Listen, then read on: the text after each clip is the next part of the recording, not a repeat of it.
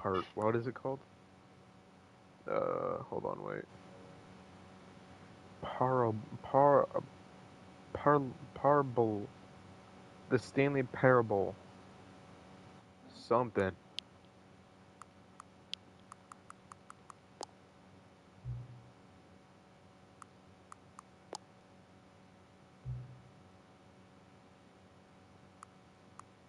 Wait, this is fine. My current time? Um.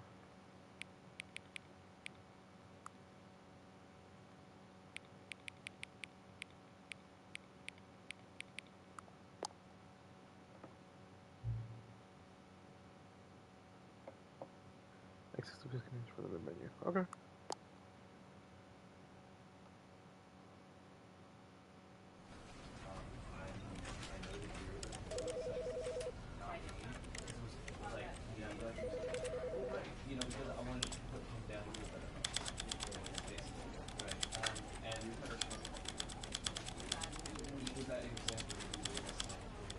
What's he waiting?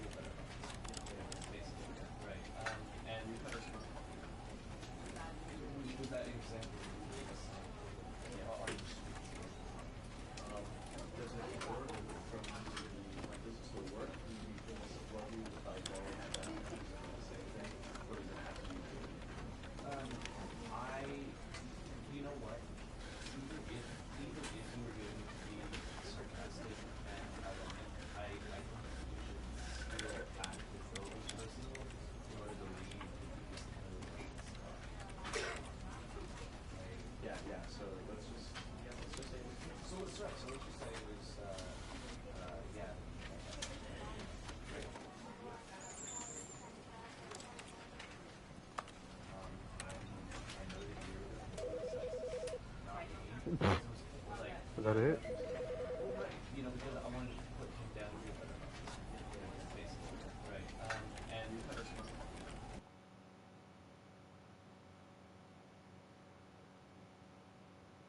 This is the story of a man named Stanley. Nice. Stanley worked for a company in a big building where he was employee number 427. Alrighty. Employee number 427's job was simple. He sat at his desk in room 427 and he pushed buttons on a keyboard. Orders came to him through a monitor on his desk, telling him what buttons to push, how long to push them, and in what order. This is what employee 427 did every day of every month of every year. And although others might have considered it soul-rending, Stanley relished every moment that the orders came in, as though he had been made exactly for this job. And Stanley was happy. And then one day, something very peculiar happened. Something that would forever change Stanley. Something he would never quite forget. He had been at his desk for nearly an hour when he realized that not one single order had arrived on the monitor for him to follow. No one had showed up to give him instructions, call a meeting, or even say hi. Never in all his years at the company had this happened, this complete isolation. Something was very clearly wrong. Shocked, frozen solid, Stanley found himself unable to move for the longest time. But as he came to his wits and regained his senses, he got up from his desk and stepped out of his office.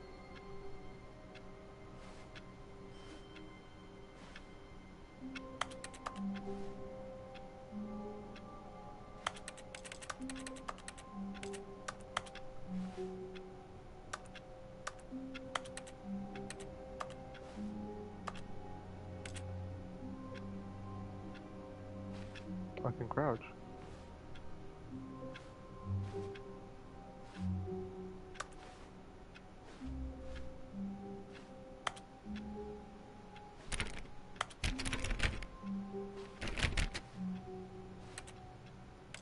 All of his co-workers were gone.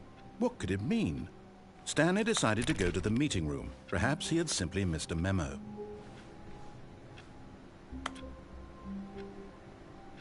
No matter how hard Stanley looked, he couldn't find a trace of his co-workers. Stanley went around touching every little thing in the office, but it didn't make a single difference, nor did it advance the story in any way. Okay, dickhead. What?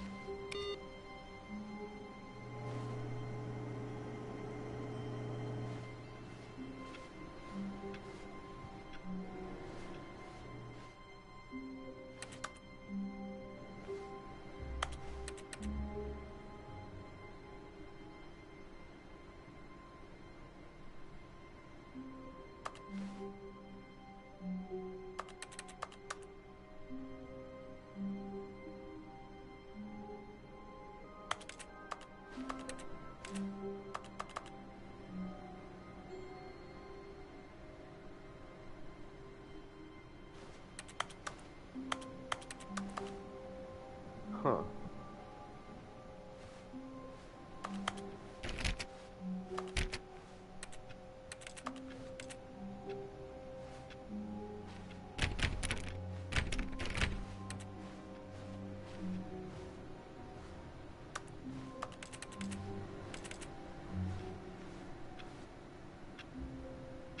Is that what time it is for me? No, the fuck it's not.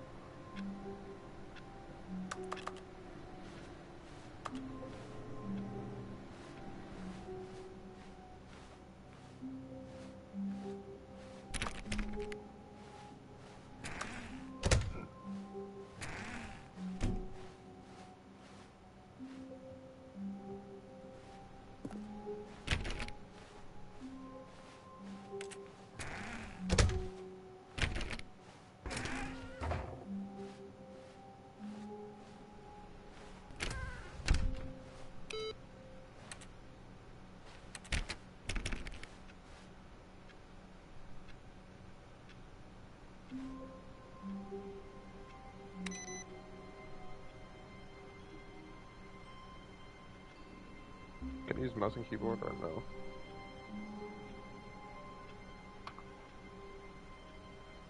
Not even keyboard? I can use keyboard.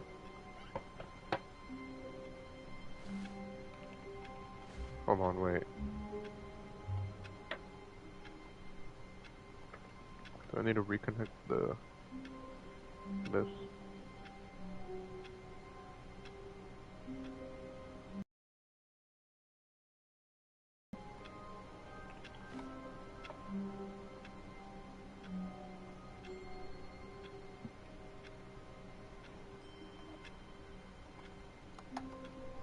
Okay, but I can use keyboard.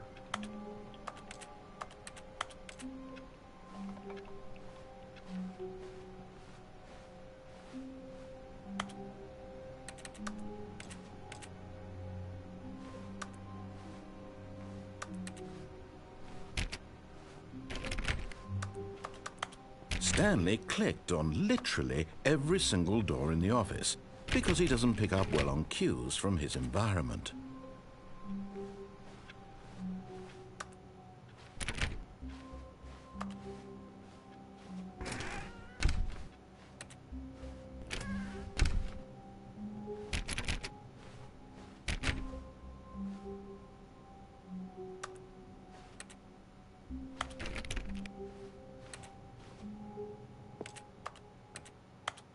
When Stanley came to a set of 2 open doors, he entered the door on his left.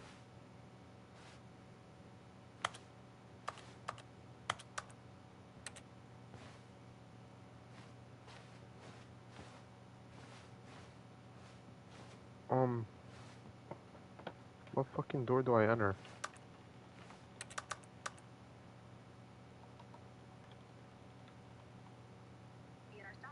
Uh...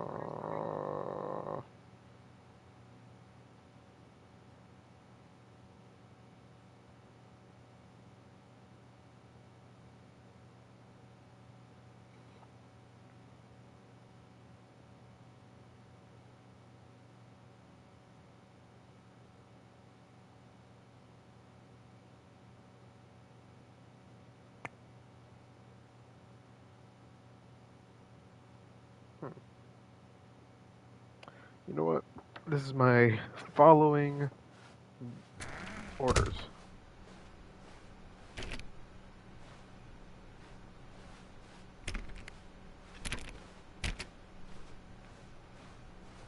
Yet there was not a single person here either. Feeling a wave of disbelief, Stanley decided to go up to his boss's office, hoping he might find an answer there.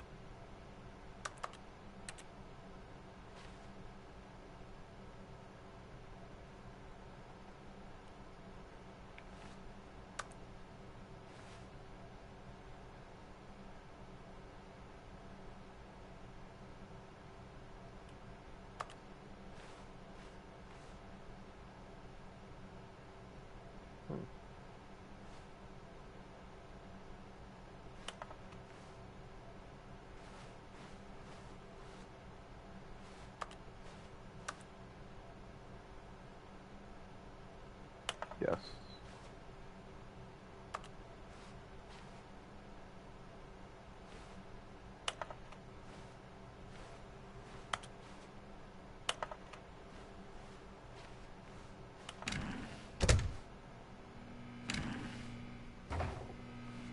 Stanley stepped into the broom closet, but there was nothing here, so he turned around and got back on track.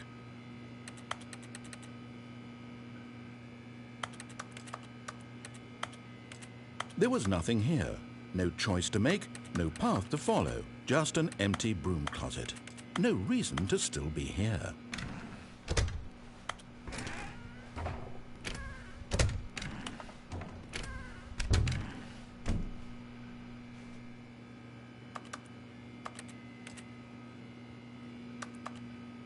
It was baffling that Stanley was still just sitting in the broom closet. He wasn't even doing anything. At least if there was something to interact with, he'd be justified in some way. As it is, he's literally just standing there doing sweet FA. No. Are you really still in the broom closet? Standing around doing nothing? Why? Please offer me some explanation here. I'm genuinely confused.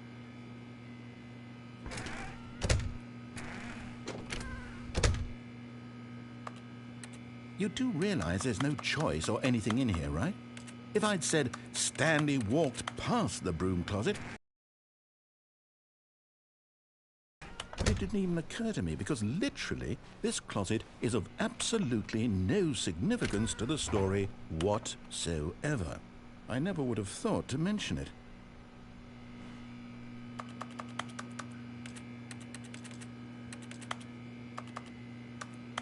Maybe to you this is somehow its own branching path. Maybe when you go talk about this with your friends you'll say, "Oh, did you get the broom closet ending? The broom closet ending was my favourite." I hope your friends find this concerning.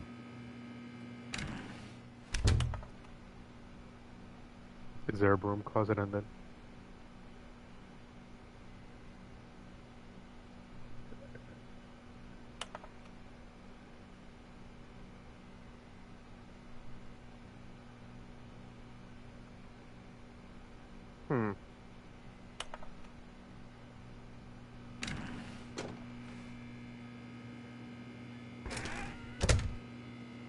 Stanley was fat and ugly and really stupid. What the He probably only got the job because of a family connection. That's how stupid he is. That or with drug money. Also, Stanley is addicted to drugs and hookers.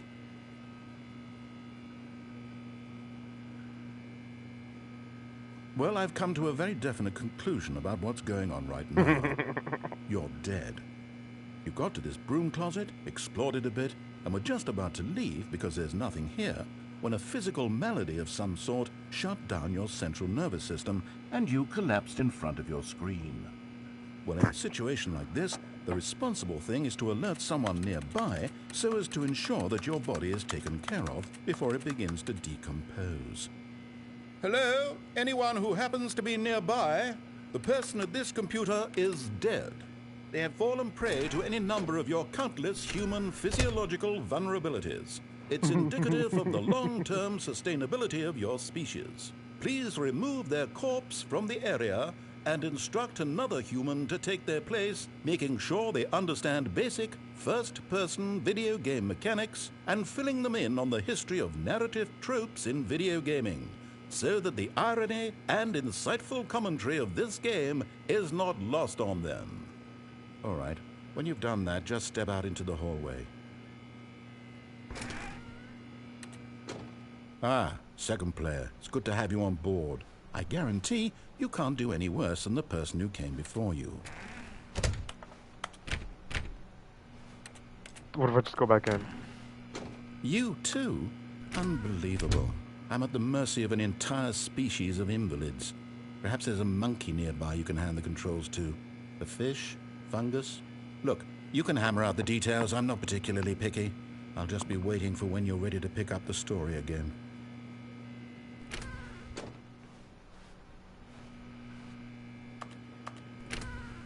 What if I just stay here again? How pissed will he be?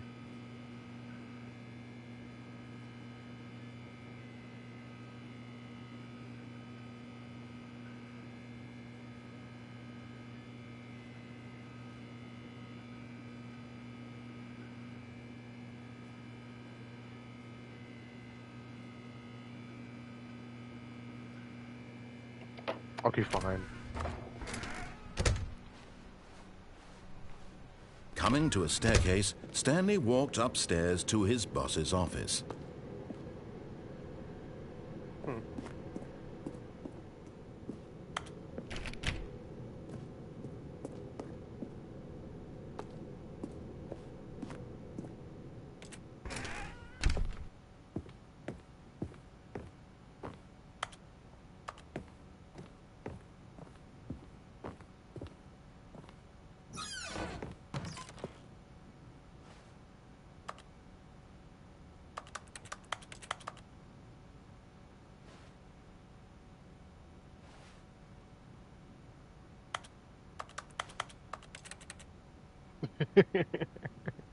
Extreme bathrooms.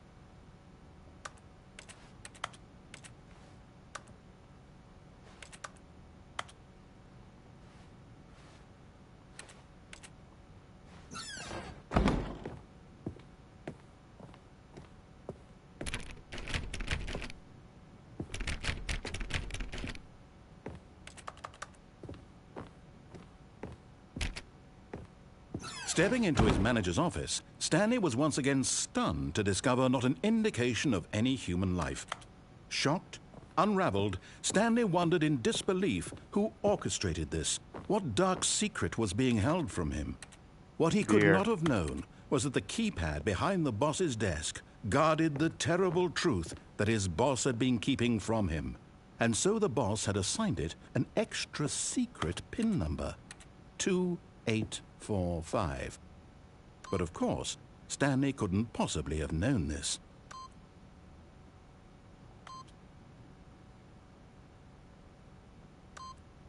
Yet incredibly, by simply pushing random buttons on the keypad, Stanley happened to input the correct code by sheer luck. Amazing. He stepped into the newly opened passageway.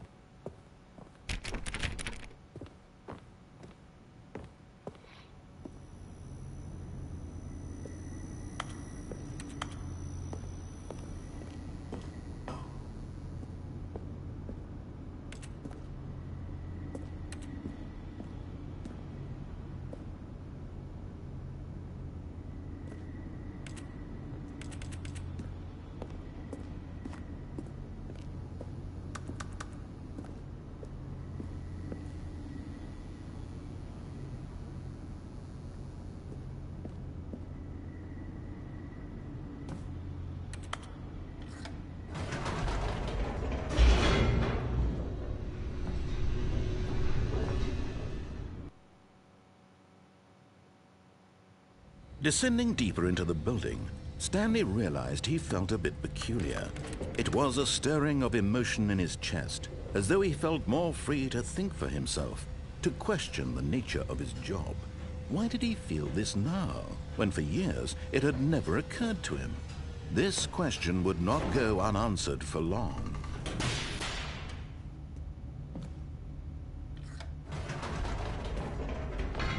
Whoops. Nope. Never mind. Stanley actually got back into the elevator and went back up. Silly me. Why did Stanley do that when he knew that it would just lead back to his boss's office? Well, that's a great question. I just can't wait to find out.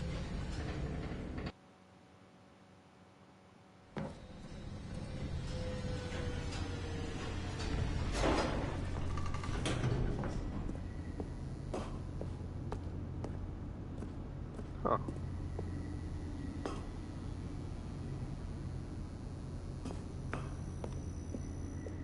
Here we are, Stanley. It's your boss's office. Exactly the way it was before you got onto the elevator.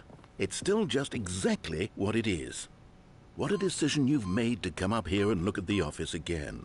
This has fleshed out the plot of the story in new and fascinating ways I could have never anticipated. It's that keen eye for storytelling that you have, an incisive rapid fire of critical plot points, one after the other, weaving a rich tapestry of uncompromising narrative. Wow!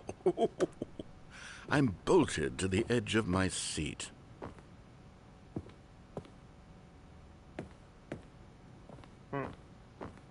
Dickhead.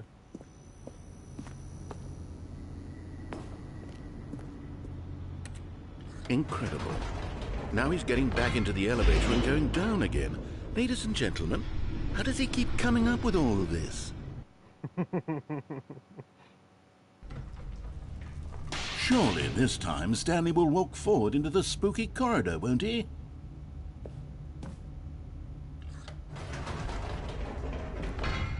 Did you think we were going to go forward down the spooky corridor? No. It's time once again to go back up in the elevator.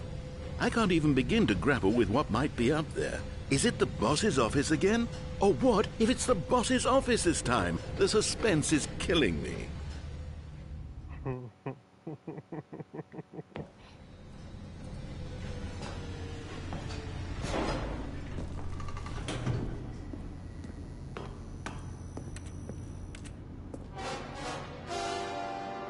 Oh my God, it's the boss's office. This absolutely changes everything for me. Give me a time out here for a minute while I process this. Are you dead ass?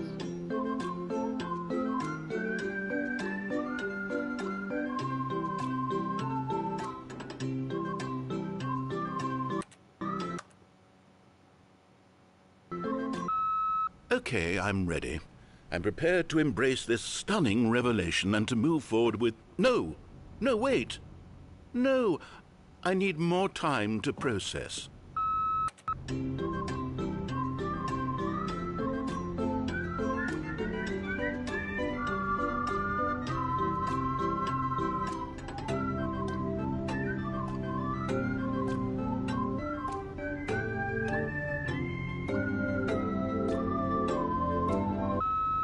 All right. I have fully come to terms with it. I have made space in my worldview for this astonishing new reality. As before, I turn to your expert eye for gripping narrative, Master Stanley.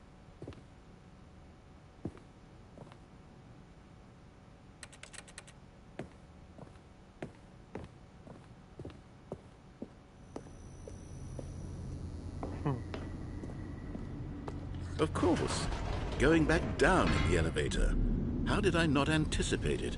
I mean, sure, now it's obvious, but you have to understand that 30 seconds ago, this kind of thing had never been attempted before. I had no frame of reference to even anticipate it. That's just how revelatory Stanley's decision-making is. A breath of fresh air in a landscape of storytelling that has grown stale and repetitive. Huh.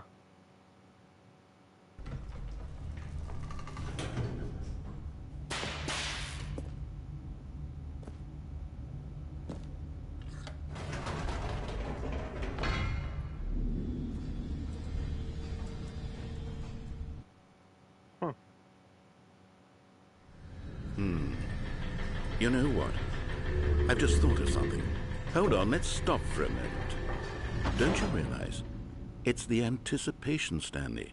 You and I, we have no way of knowing what will be at the top of this elevator. But the suspense, The agony of waiting and anticipating and having to guess, that's the real thrill. Yes. Oh, I simply don't want to let that feeling go. It's so precious, so fleeting. Why don't we take this elevator ride nice and slow? There we go. Isn't this so much more exciting? You know, Stanley, it seems like nowadays the only thing that audiences want is to be shocked as loudly and frequently as possible. They want big, explosive moments flung right in their faces from the very moment that things get started. But where's the tension? Where's the trust in the audience to build a slow and nuanced appreciation for the story, the characters? Why aren't we given time to imagine the surprises, to have to think and to anticipate and then to marvel at the eventual reveal? This is storytelling, Stanley. What you and I are doing right now. This is the most exciting narrative to be developed in years, and it's really all because of you. You're the one who took this bold step of revisiting the exact same locations over and over. Truly, I mean it. This is unique and different. It's not like anything else out there. You see, I want stories that surprise me, Stanley. I want to have to think. I want to be engaged and not pandered to. We're being fed such unimaginative drivel all the time, and we all know it, which is why we're so starved for content that makes us feel sharp and vital and alive. That's why people like you so much, Stanley, because you're not afraid to spit in the face of tradition. You're a role model, you know? People look up to you, which is why... Oh, I didn't know when to spring this on you, but, well, I've gathered a little press conference for you so that you can talk about your work and your storytelling and your life. Yes, I know you're not much for the public eye, but I thought it would especially mean a lot to the people who have been following you from the beginning. They really look up to you, Stanley. I don't know if you realize the impact you have on them. This is the kind of gesture that might leave a tremendous impact on them for the better. Oh, good, we're here.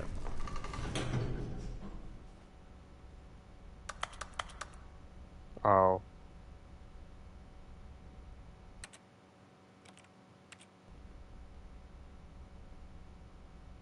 Um.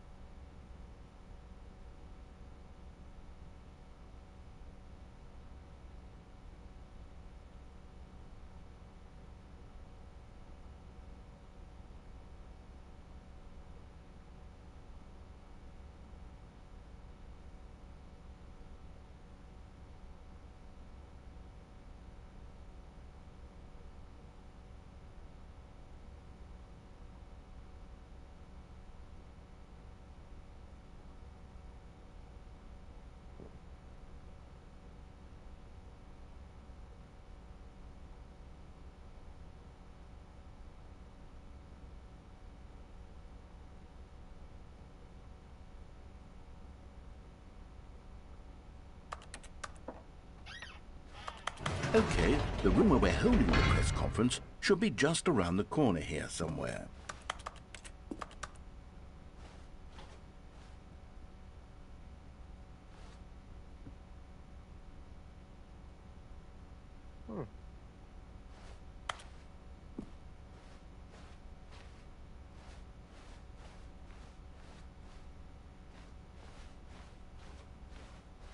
Ah, yes, here it is, just through this door.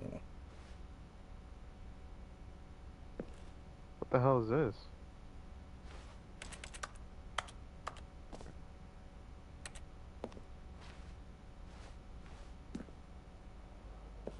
All right, are you ready? I've told them you're going to speak a little bit about the nature of surprise in storytelling and what it means to craft a truly unpredictable narrative. Oh, don't worry, you'll do great. Just be yourself and speak from the heart. I'm really proud of you, Stanley.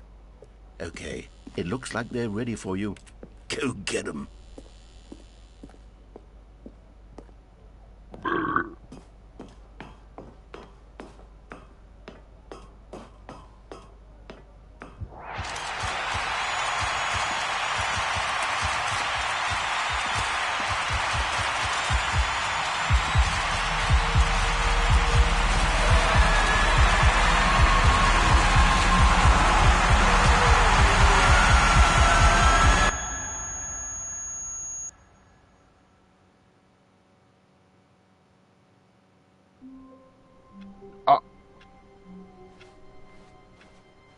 All of his co-workers were gone.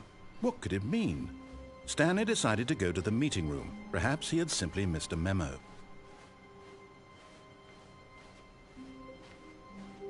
When Stanley came to a set of 2 open doors, he entered the door on his left.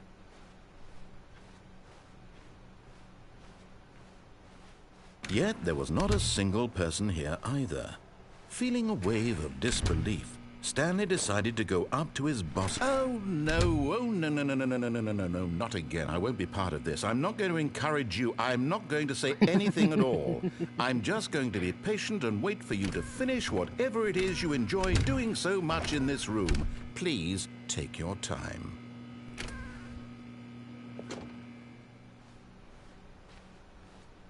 Coming to a staircase, Stanley walked upstairs to his boss's office.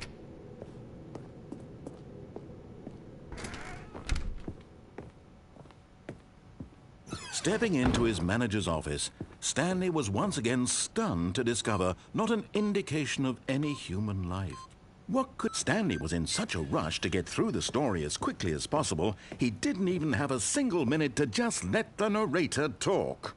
That kind of anxiety isn't healthy, so he relaxed for a few moments with some calming New Age music.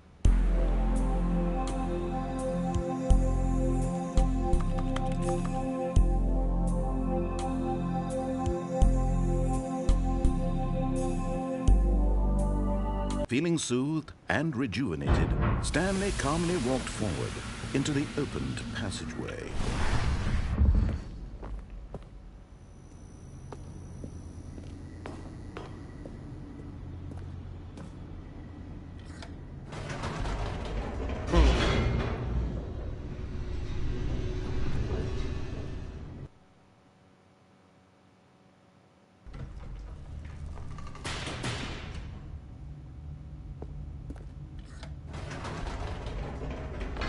Whoops. Nope. Never mind. Stanley actually got back into the elevator and went back up. Silly me. Why did Stanley do that when he knew that it would just lead back to his boss's office? Well, that's a great question. I just can't wait to find out.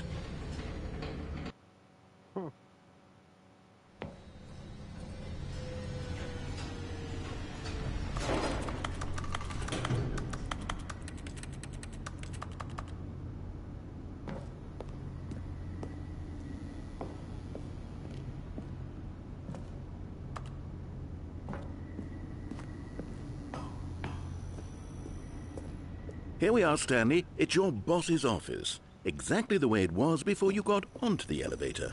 It's still just exactly what it is. What a decision you've made to come up here and look at the office again.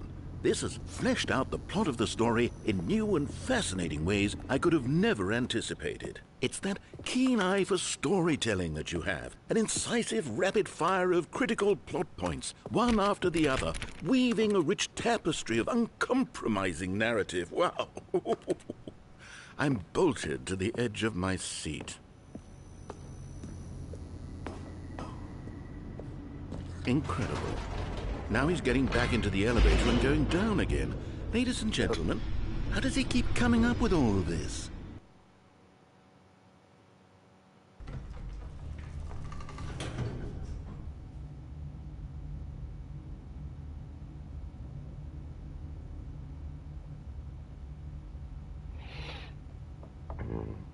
Surely this time Stanley will walk forward into the spooky corridor, won't he?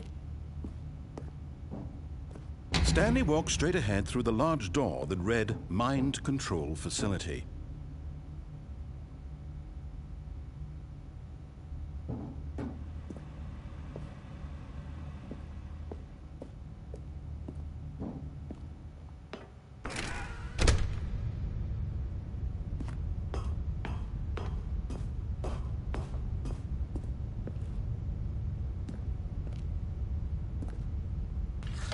The lights rose on an enormous room packed with television screens. What horrible secret did this place hold? Stanley thought to himself. Did he have the strength to find out?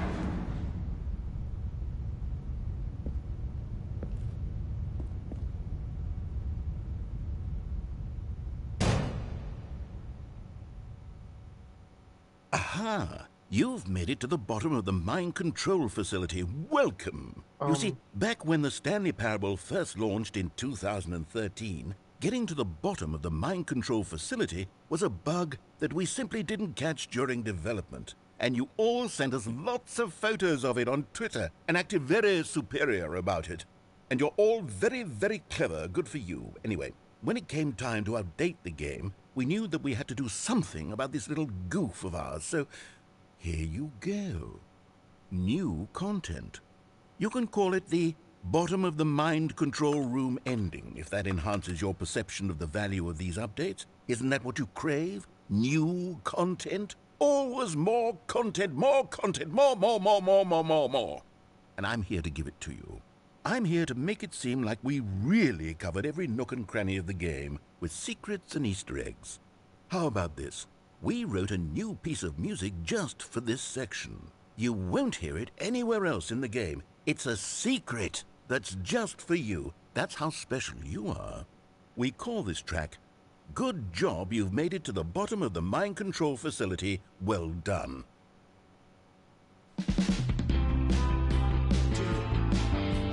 Good job, you did it. Good job. 3, 2, 1. Good job, you made it to the bottom of the mind control facility. You jumped on the catwalk. You should have been careful. You should have been careful. It used to be a bug, but now it's an ending. Now it's an ending. I believe in you. I believe in your ability to cross this barrier and chase your dreams. But railings don't mean anything. Good job, you did it. Good job, you did it. Good job, you did it. Good job, you did it. Good job, you did it. Good job, you did it. Good job, you did it. Good job, you did it. Good job, you did it. Good job, you did it.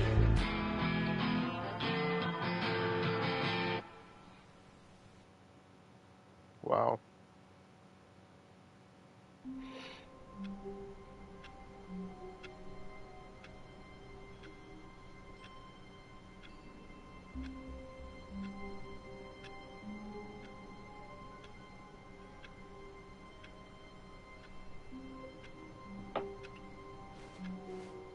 All of his co-workers were gone. What could it mean? Stanley decided to go to the meeting room. Perhaps... Oh, please. Are you really just doing this for the trophy? Click a door 5 times? Is that all you think a trophy is worth? No. I can't just give these merits away for such little effort. A measly 5 clicks? Now, suppose you were to click the door 20 times. I would say that's the kind of effort that warrants recognition.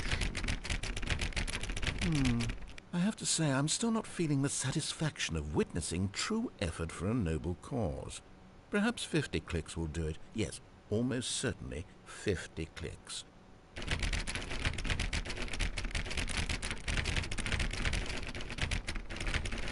No, I'm still not feeling it. I want this trophy to have meant something. It has to be a true reward for valiant effort. I want to see some hustle, Stanley. I want to see commitment, a willingness to go all the way no matter the cost. Why don't you go put 20 clicks into door number 417?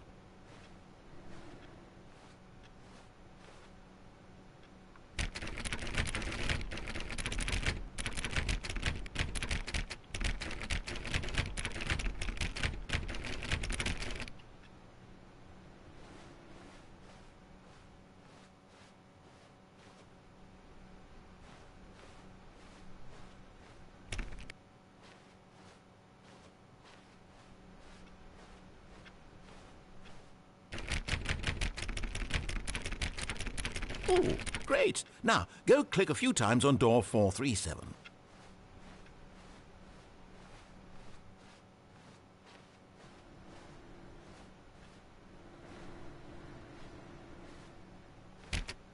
Excellent. I think we're getting somewhere. Now, door 415. Let's give it 10 clicks or so.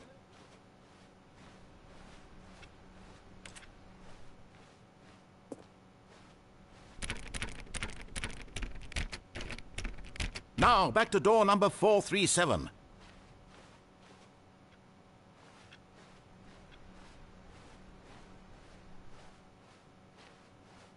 Let's see. How about you click on, well, I don't know, the copy machine? All right, back to room 417. I'm really feeling it now. I think we're getting somewhere.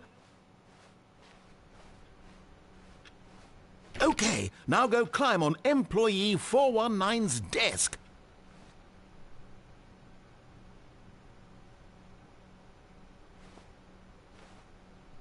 Yes! This is great! You're putting it all on the line, Stanley. I like that. All right, let's keep it up. Go give me a few clicks on door 416. We've almost got it! Now the copy machine, do that one again!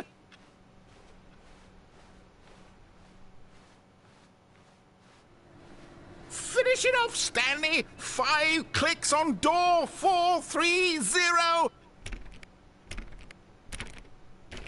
Yes! We did it! Oh, wow. That felt amazing. Oh, you really earned it, Stanley. Nothing could hold you back. Yes, I'm very proud of how far we've come today.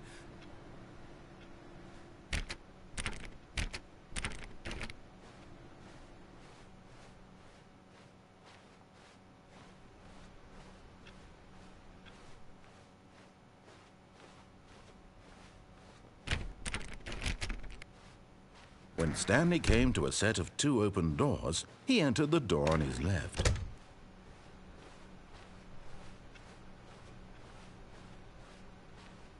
Yet there was not a single person here either. Feeling a wave of disbelief, Stanley decided to go up to his boss's office, hoping he might find an answer there.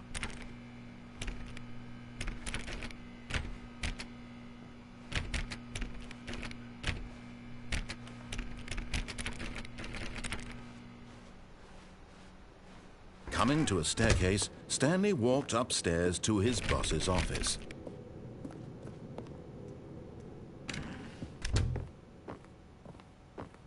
Okay, I think we all know the drill by now. Blah, blah, blah. Dark secrets, the keypad. Stanley pushes some buttons. Oh, hey, look, it's a new passageway. Kill surprise.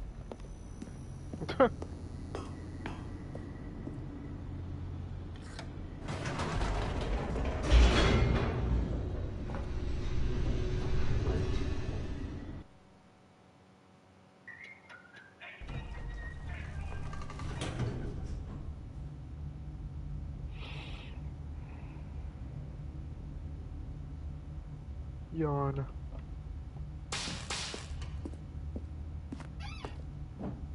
Stanley walked straight ahead through the large door that read Mind Control Facility.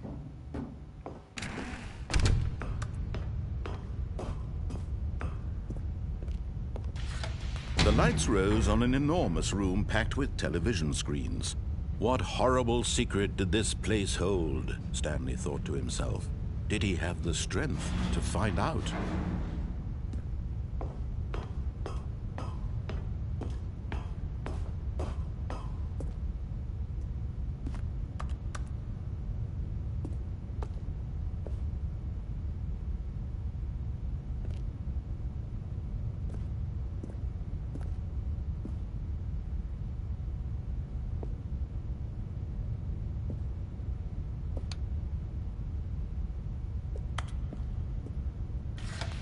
Now the monitors jumped to life, their true nature revealed. Each bore the number of an employee in the building, Stanley's co-workers. The lives of so many individuals reduced to images on a screen, and Stanley, one of them, eternally monitored in this place where freedom meant nothing.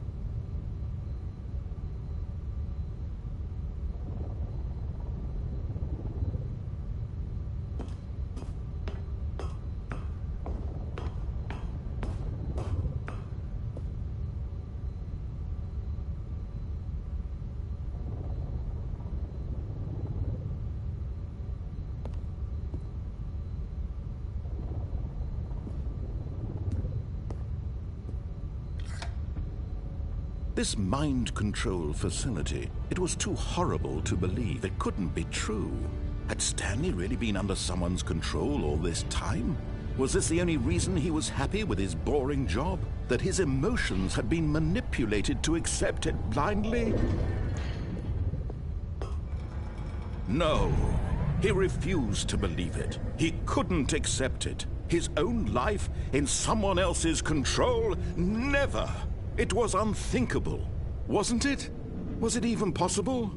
Had he truly spent his entire life utterly blind to the world? But here was the proof. The heart of the operation. Controls labeled with emotions. Happy, or sad, or content. Walking, eating, working. All of it monitored and commanded from this very place. And as the cold reality of his past began to sink in, Stanley decided that this machinery would never again exert its terrible power over another human life.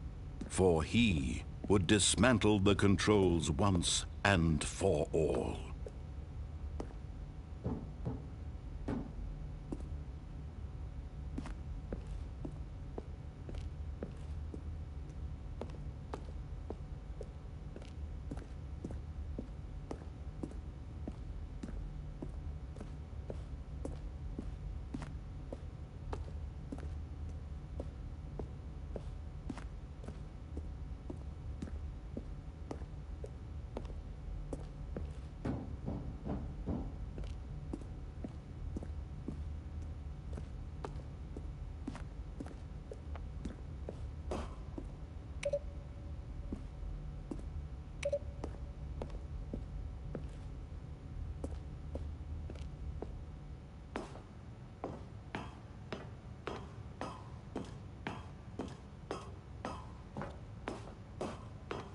And when at last he found the source of the room's power, he knew it was his duty, his obligation, to put an end to this horrible place and to everything it stood for.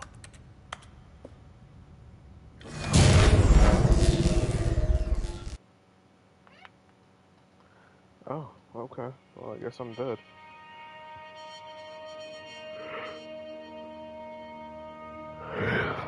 Blackness and a rising chill of uncertainty.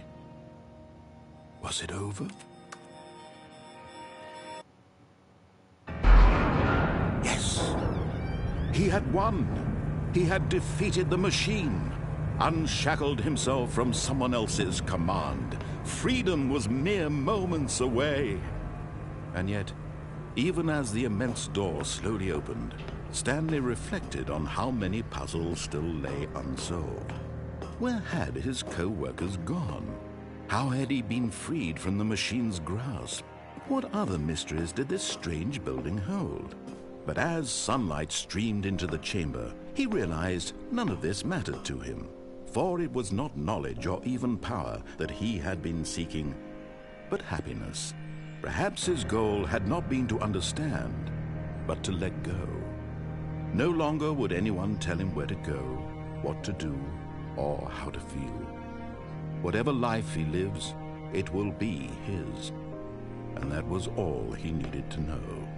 It was perhaps the only thing worth knowing. Stanley stepped through the open door.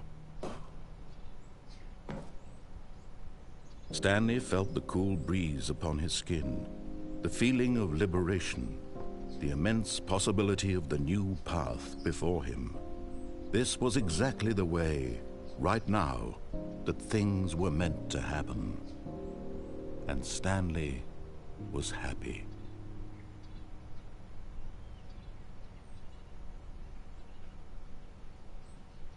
What? Was that it?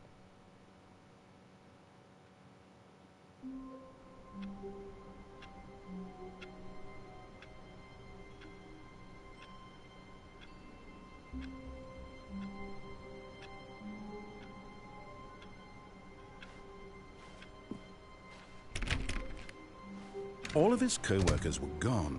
What could it mean? Stanley decided to go to the meeting room. Oh, please. Are you really just doing this for the trophy?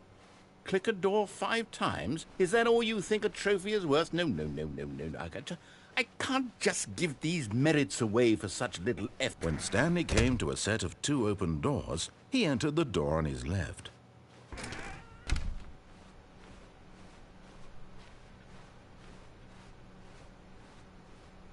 Yet there was not a single person here either. Feeling a wave of disbelief, Stanley decided to go up to his boss's office. Hoping he'd coming to a staircase, Stanley walked upstairs to his boss's office.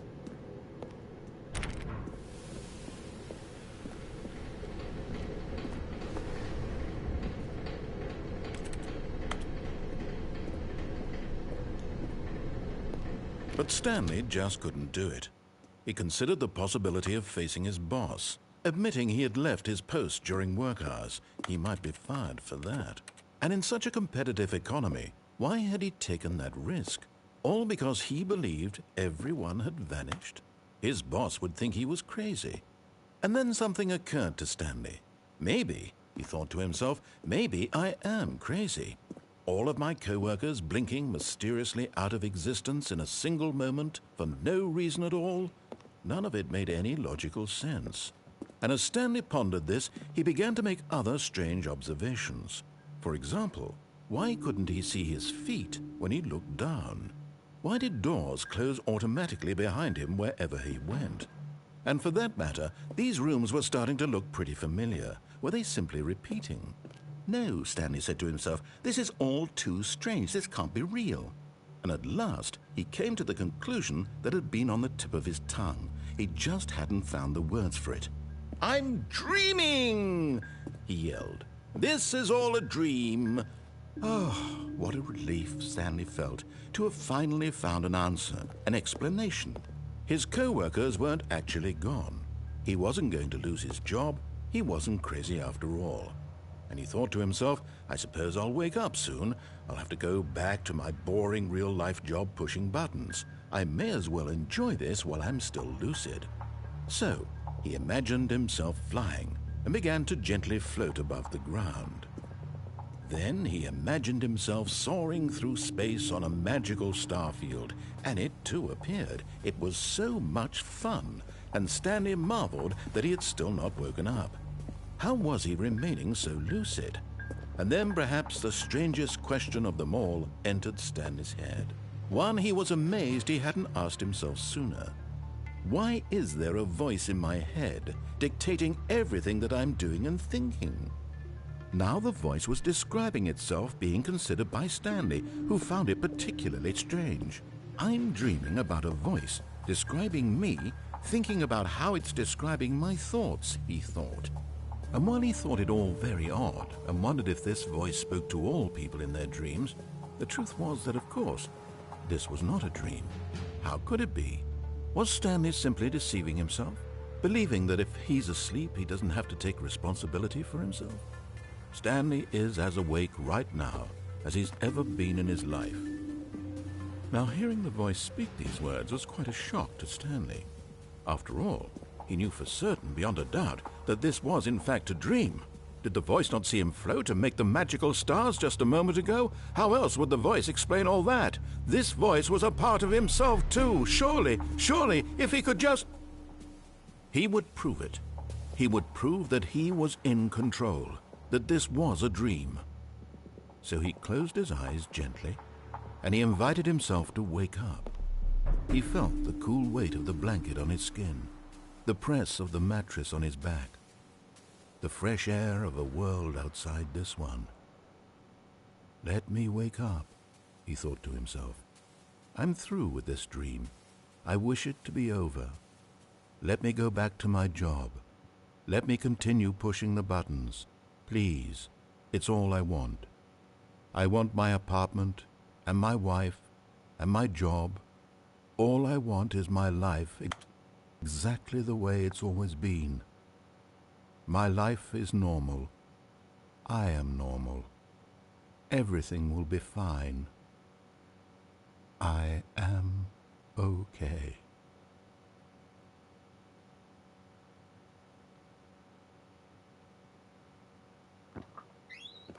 Stanley began screaming. "Please, someone, wake me up. My name is Stanley. I have a boss. I have an office. I am real. Please, just someone tell me I am real. I must be real. I must be. Can anyone hear my voice? Who am I? Who am I?" And everything went black.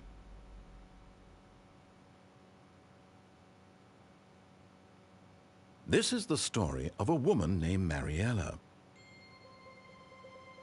Mariella woke up on a day like any other. She arose, got dressed, gathered her belongings, and walked to her place of work. But on this particular day, her walk was interrupted by the body of a man who had stumbled through town talking and screaming to himself, and then collapsed dead on the sidewalk. And although she would soon turn to go call for an ambulance, for just a few brief moments she considered the strange man. He was obviously crazy, this much she knew. Everyone knows what crazy people look like. And in that moment, she thought to herself how lucky she was to be normal. I am sane. I am in control of my mind. I know what is real and what isn't.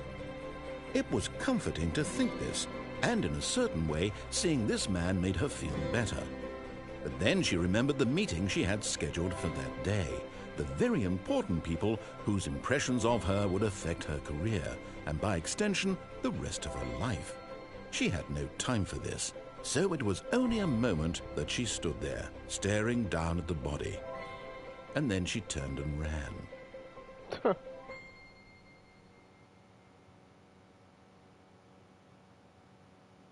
Did I just... Was that a dead ending?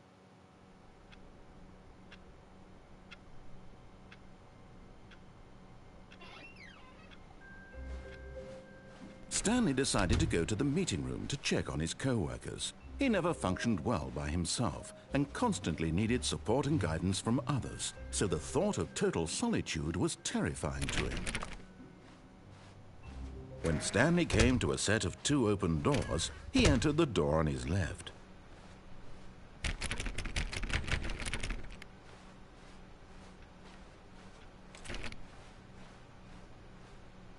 Yet there was not a single person here either. Feeling a wave of disbelief, Stanley decided to go up to his boss's office, hoping he might find an answer there. Coming to a staircase, Stanley walked upstairs to his boss's office.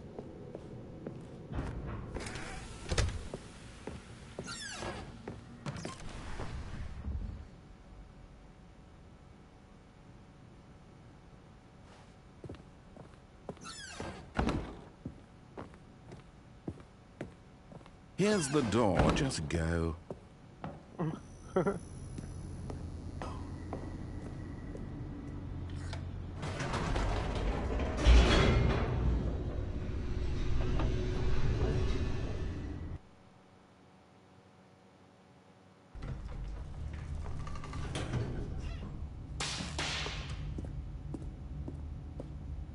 Stanley walked straight ahead through the large door that read Mind Control Facility.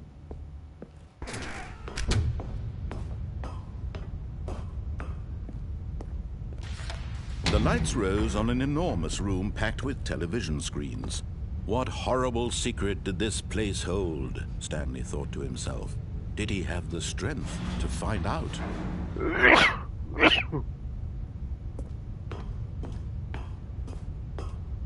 Bless you. Now the monitors jumped to life, their true nature revealed. Each bore the number of an employee in the building, Stanley's co-workers. The lives of so many individuals reduced to images on a screen, and Stanley, one of them, eternally monitored in this place where freedom meant nothing.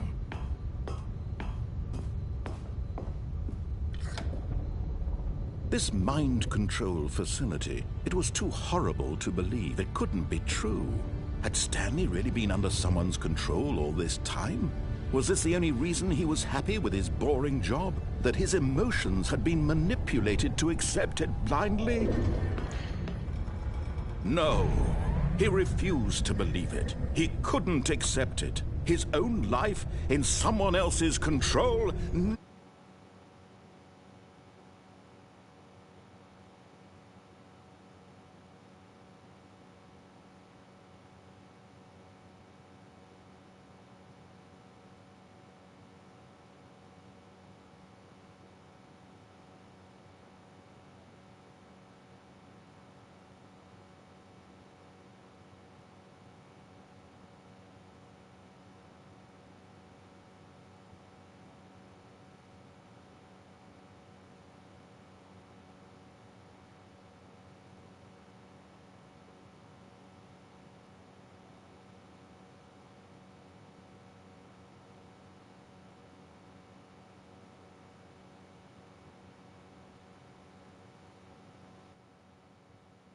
Never! It was unthinkable, wasn't it? Was it even possible? Had he truly spent his entire life utterly blind to the world? But here was the proof, the heart of the operation. Controls labeled with emotions, happy or sad or content. Walking, eating, working, all of it monitored and commanded from this very place. And as the cold reality of his past began to sink in, Stanley decided that this machinery would never again exert its terrible power over another human life. For he would dismantle the controls once and for all.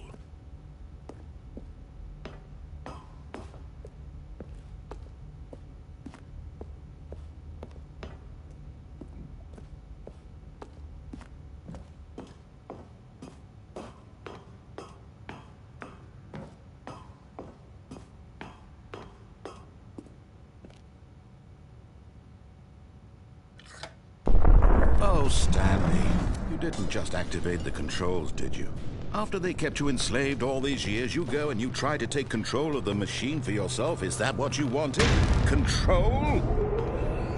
Oh, Stanley, I applaud your effort, I really do. But you need to understand, there's only so much that machine can do. You were supposed to let it go, turn the controls off, and leave. If you want to throw my story off track, you're going to have to do much better than that. I'm afraid you don't have nearly the power you think you do. For example, and I believe you'll find this pertinent, Stanley suddenly realized he had just initiated the network's emergency detonation system. In the event that this machine is activated without proper DNA identification, nuclear detonators are said to explode, eliminating the entire complex. How long until detonation then? Let's say, 2 minutes. Ah, now this is making things a little more fun, isn't it, Stanley? It's your time to shine. You are the star. It's your story now. Shape it to your heart's desires. Oh, this is much better than what I had in mind. What a shame we have so little time left to enjoy it. Mere moments until the bomb goes off. But what precious moments each one of them is. More time to talk about you, about me, where we're going, what all this means. I barely know where to start. What's that? You'd like to know where your co-workers are? A moment of solace before you're obliterated? All right, I'm in a good mood. You're gonna die anyway. I'll tell you exactly what happened to them. I erased them. I turned off the machine. I set you free. Of course, that was merely in this instance of the story. Sometimes when I tell it, I simply let you sit there in your office forever, pushing buttons endlessly and then dying alone. Other times, I let the office sink into the ground, swallowing everyone inside, or I let it burn to a crisp. I have to say this, though, this version of events has been rather amusing. Watching you try to make sense of everything and take back the control wrested away from you, it's quite rich. I almost hate to see it go. But I'm sure whatever I come up with on the next go-around will be even better. My goodness, only 34 seconds left. But I'm enjoying this so much. You know what? To hell with it. I'm going to put some extra time on the clock. Why not? These are precious additional seconds, Stan. Time doesn't grow on trees. Oh dear me, what's the matter, Stanley? Is it that you have no idea where you're going or what you're supposed to be doing right now? Or did you just assume when you saw that timer that something in this room was capable of turning it off? I mean, look at you. Running from button to button, screen to screen, clicking on every little thing in this room. These numbered buttons, no, these colored ones. Or maybe this big red button, or this door. Everything, anything, something here will save me.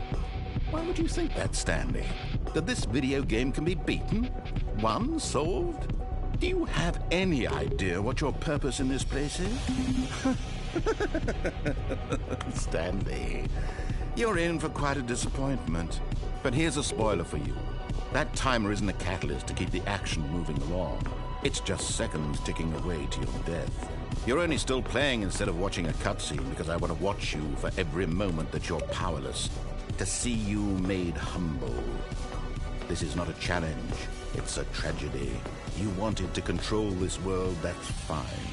But I'm going to destroy it first, so you can't. Take a look at the clock, Stanley. That's 30 seconds you have left to struggle.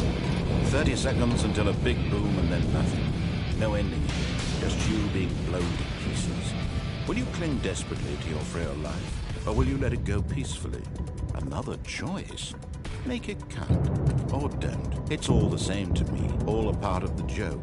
And believe me, I will be laughing at every second of your inevitable life from the moment we fade in until the moment I say, happily ever after. Damn.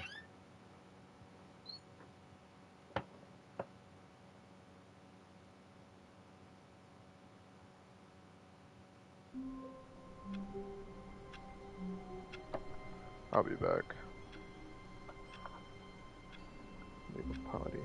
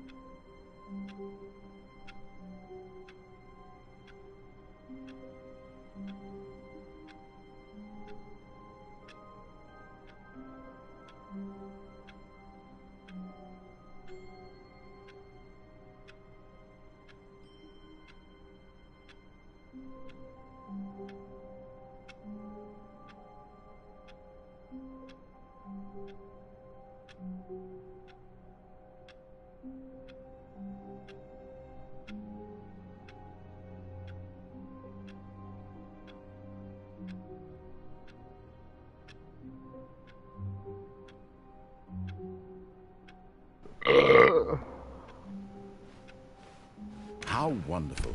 Stanley was alone. Finally. This is great, he thought to himself. This is what I've wanted all along. I got what I wanted.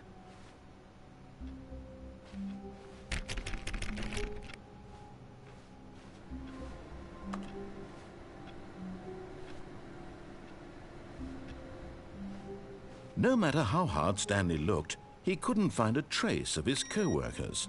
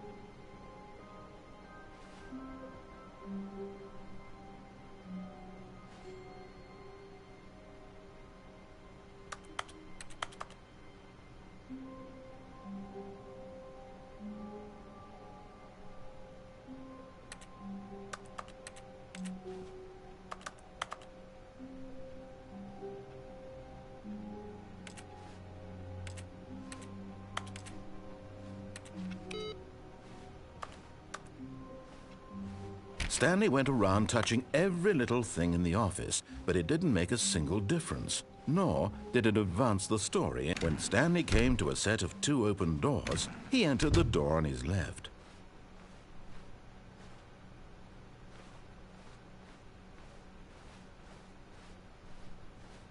Yet there was not a single person here either. Feeling a wave of disbelief, Stanley decided to go up to his boss's office, hoping he might find an answer there.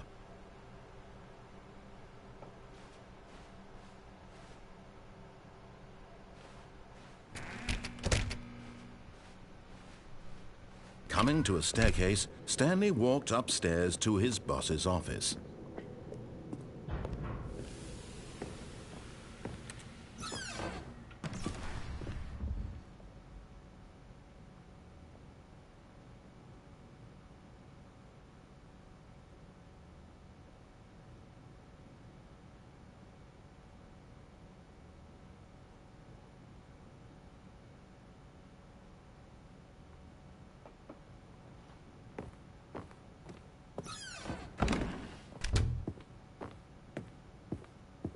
Here's the door, just go.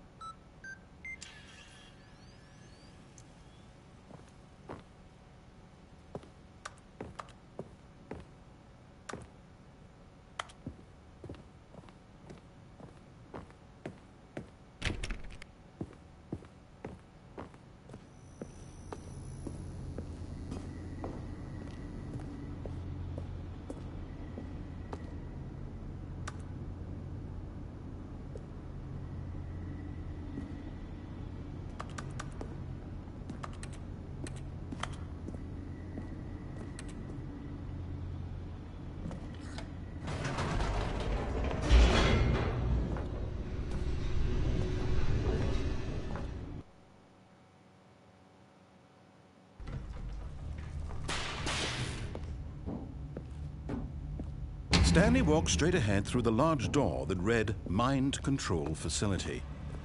Although this passageway had the word escape written on it, the truth was that at the end of this hall, Stanley would meet his violent death.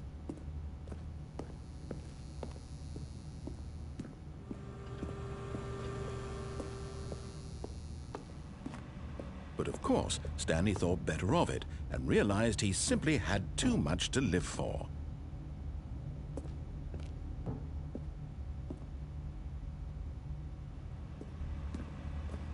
Nope, still on board with death.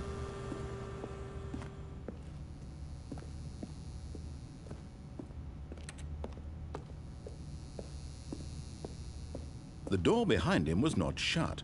Stanley still had every opportunity to turn around and get back on track.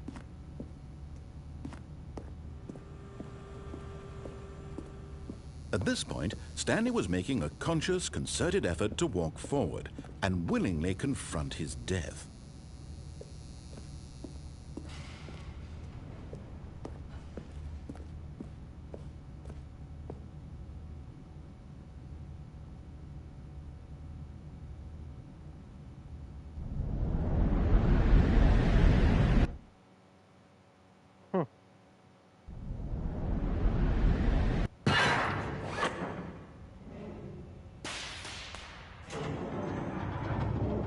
As the machine whirred into motion and Stanley was inched closer and closer to his demise, he reflected that his life had been of no consequence whatsoever. Stanley can't see the bigger picture. He doesn't know the real story, trapped forever in his narrow vision of what this world is. Perhaps his death was of no great loss, like plucking the eyeballs from a blind man. And so he resigned and willingly accepted this violent end to his brief and shallow life. Farewell, Stanley.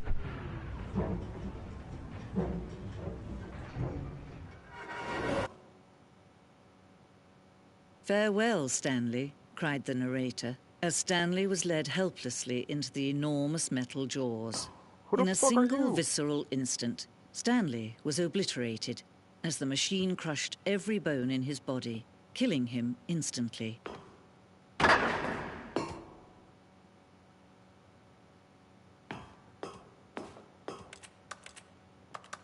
Boxes.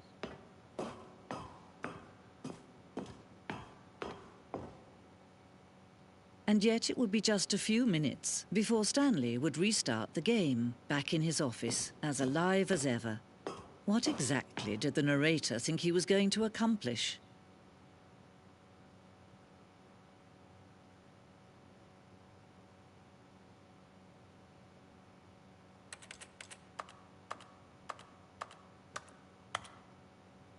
When every path you can walk has been created for you long in advance, death becomes meaningless, making life the same. Do you see now? Do you see that Stanley was already dead from the moment he hit start?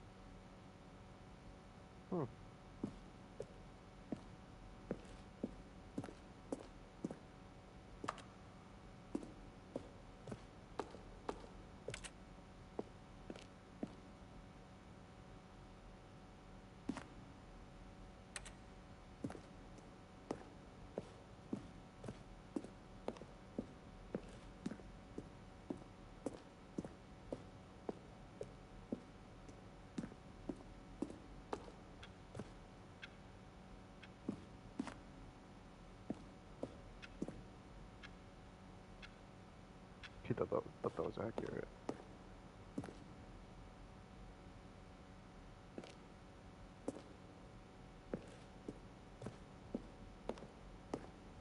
Stanley jumped in the river.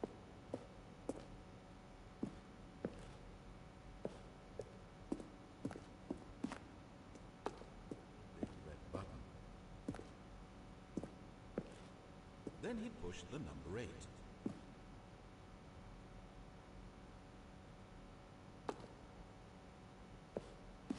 For all his button pushing, does that sound plausible to you?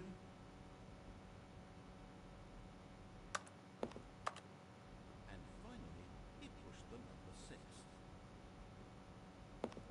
Nothing there? Shoot. Well, try the other one then.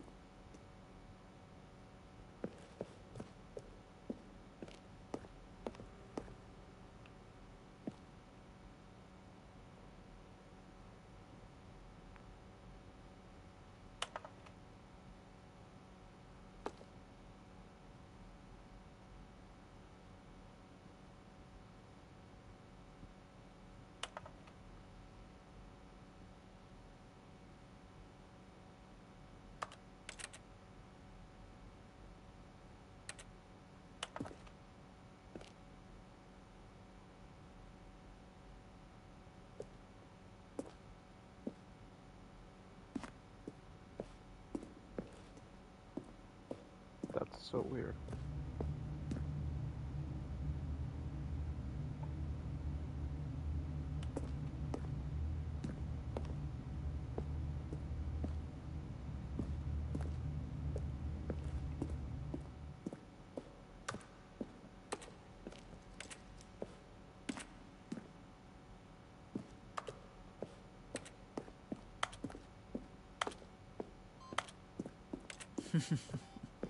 Oh, look at these two. How they wish to destroy one another. How they wish to control one another. How they both wish to be free.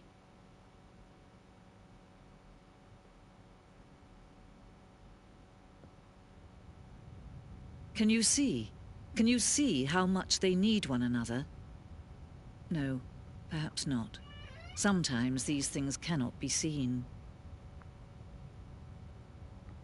But listen to me. You can still save these two. You can stop the program before they both fail. Turn off your PlayStation. There's no other way to beat this game. As long as you move forward, you'll be walking someone else's path. Stop now and it'll be your only true choice. Whatever you do, choose it. Don't let time choose for you. Don't let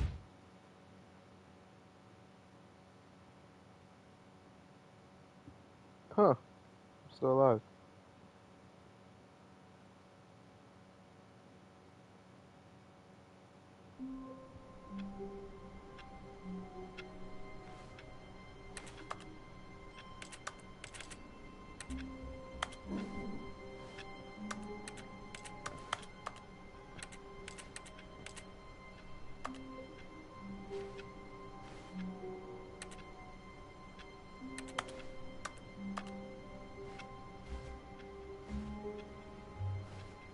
How wonderful. Stanley was alone. Finally. This is great, he thought to himself. This is what I've wanted all along. I got what I wanted.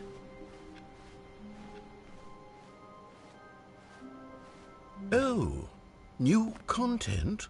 What does that mean, new content?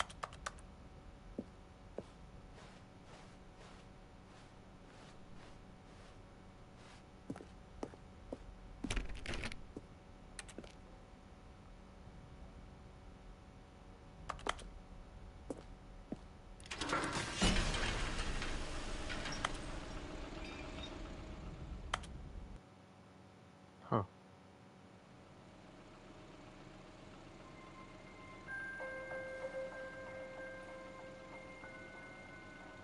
Hello, and thank you for playing the Stanley Parable Ultra Deluxe. Terrible. As you may know, the Stanley Parable was a video game released in 2013 on home computers. After receiving critical and commercial success, it was expanded upon in 2022 with the Stanley Parable Ultra Deluxe, a reimagining of the game for consoles and home computers. The Stanley Parable Ultra Deluxe features exciting new content that broadens and expands the world of the Stanley Parable, delighting audiences the world over. Please, step inside and see what thrilling new adventures await in the Stanley Parable Ultra Deluxe. Oh, well, this sounds delightful. I'm very excited to see the thrilling new Ultra Deluxe content.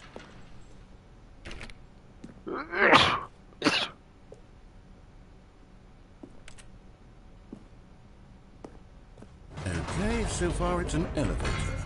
Nothing special yet, but I'm sure it's just the beginning of a mesmerizing adventure.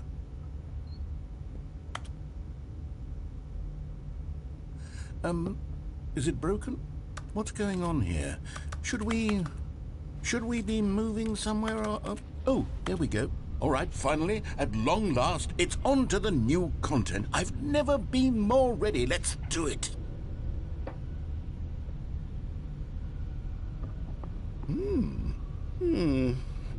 I have to say, initial impressions of Stanley Parable Ultra Deluxe, mostly tedious. It's as if the... Oh, okay. Let's see the content. Give me the content, Stanley.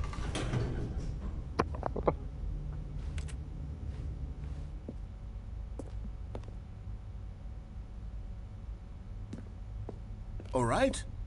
All right, let's see. It's the jump circle?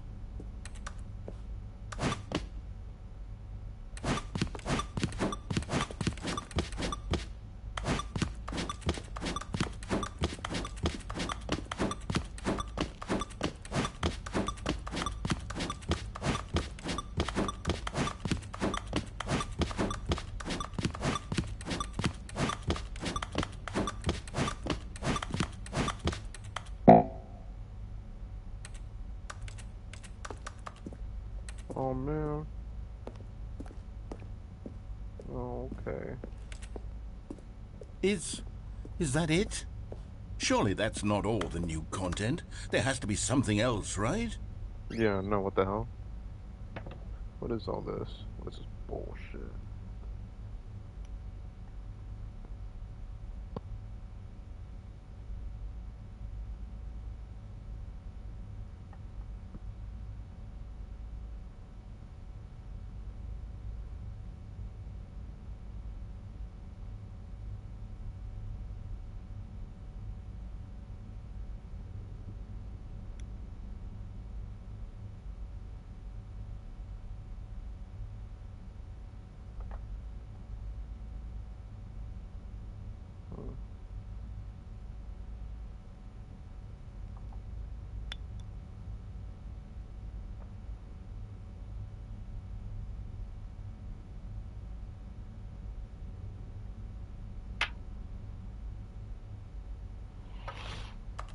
Oh.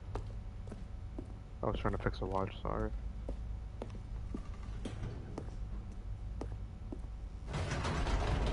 Goodness. Another elevator. Stanley, I have to say, initial impressions of this game are not positive. It's just elevators and jumping. Is this what passes for exciting new content? If this is new content, then I could just read you the whole dictionary. There's 20 hours of new content right there. Hell, I could count to 30 trillion. You could put that on the box. The Stanley Parable Ultra Deluxe, now with over 1,000 hours of new content. And if... Oh, wait. There's more. Very good. Yes. I knew there had to be something else. Let's see it. I'm ready for whatever it is. That's it? Oh, you've got to be kidding me. You see, Stanley?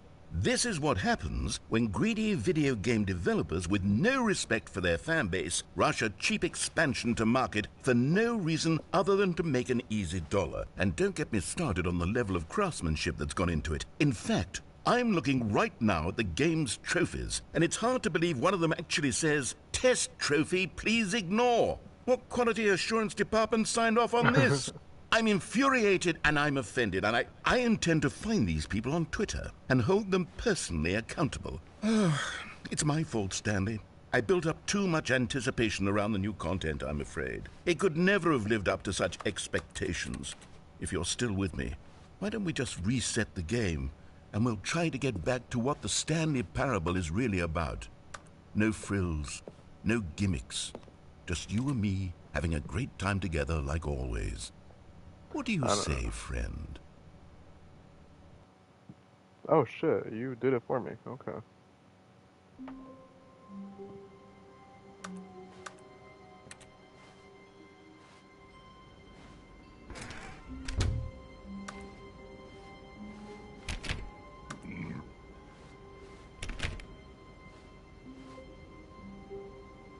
Hey. Psst. Stanley, come over here. In the vent. I want to show you something.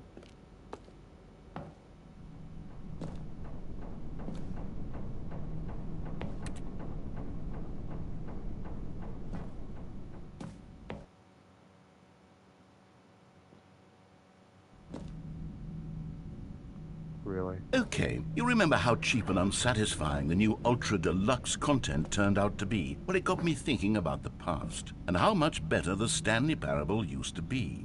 So I made something special and tucked it away here where the game's developers won't find it. Just our little secret. Take a look. I call it the Memory Zone. It's where I've been storing all my favorite memories so I can relive the peak experiences of my life whenever I want. Experiences like the launch of the Stanley Parable on PC.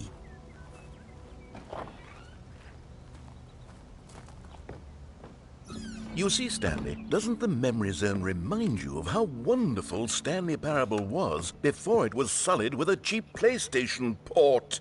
Remember My back in fault. October of 2013, when the game originally launched? Back then, video games had integrity. Back then, it all meant something. Oh, the waste.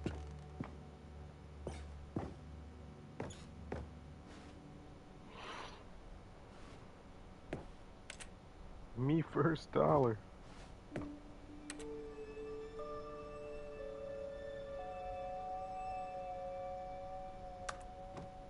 Oh wow.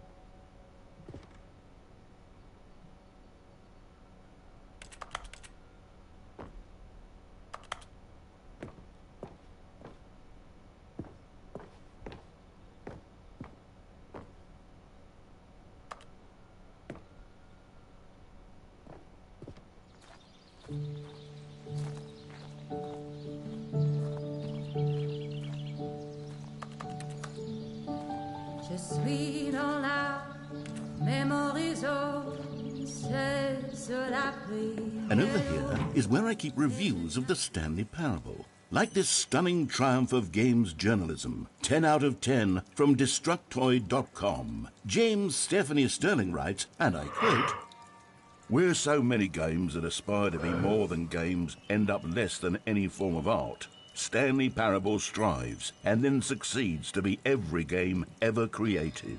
Did you hear that, Stanley? Every game ever created. That's how grand and all-encompassing the original Stanley Parable was. It was literally every game ever created. It was Skyrim, it was Persona 3, it was all of them, and now it's nothing. It's no games at all. It isn't even the Stanley Parable anymore. It's just a husk now. A lifeless husk with an hour of new elevator content.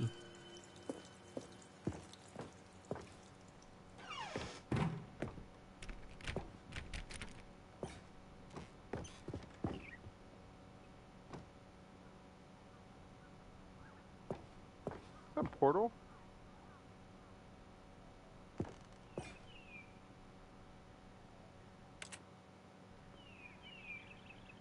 Huh.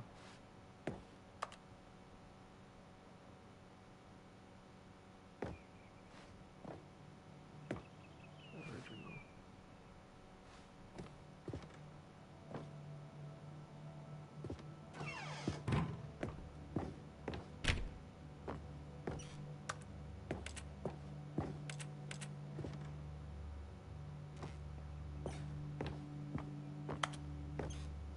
Here's another moving passage, this time from GameSpot.com.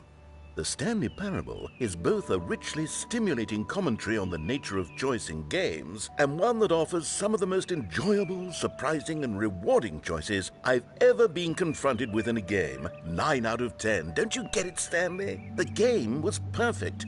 It didn't need anything else. It didn't need new content. All they had to do was transport it in pristine condition along to the PlayStation, boom, done.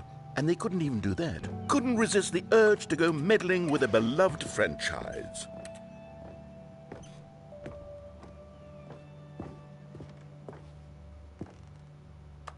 A serious room.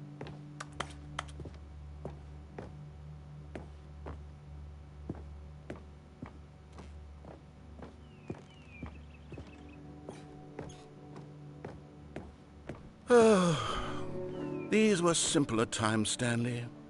But I wouldn't give to go back to have it all over again. Wait, hang on.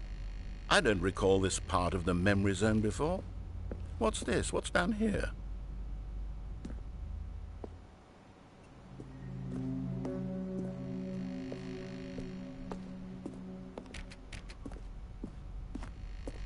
Why'd my vision go all red?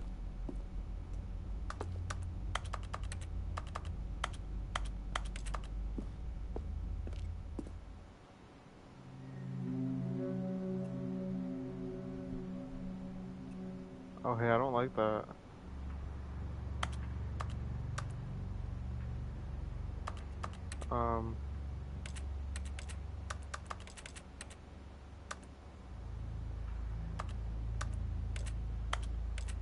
Yeah, that's not cool. What the hell, narrator?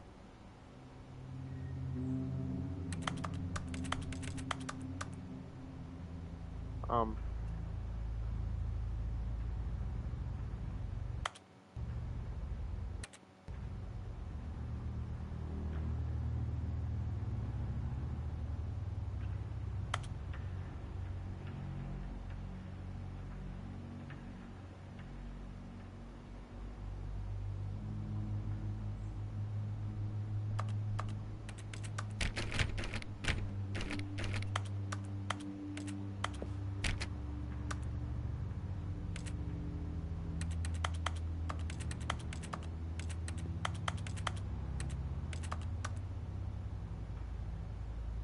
excuse me, what the hell?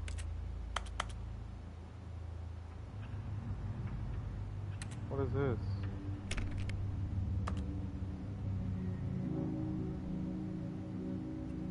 Um,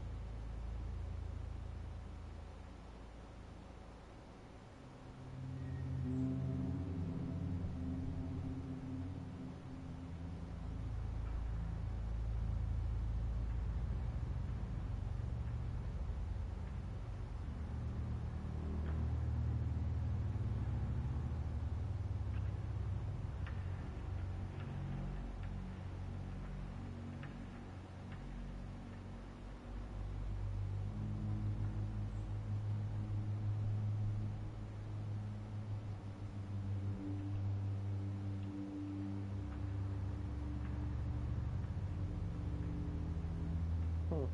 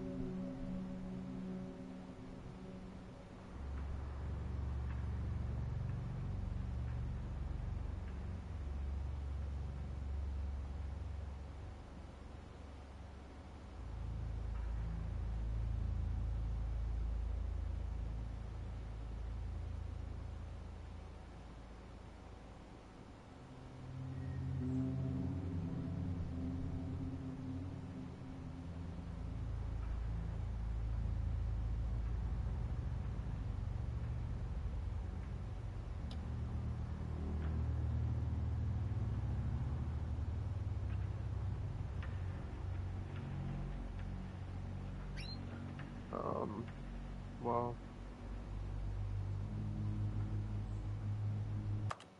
oh well.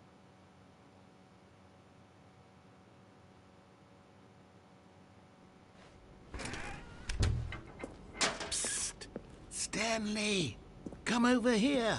In the vent. Oh, you don't want to see the cool surprise I made for you? Well, fine. You're a dork anyway, so who cares? Oh, hell.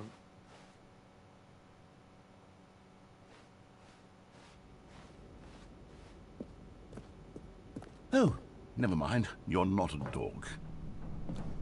Huh.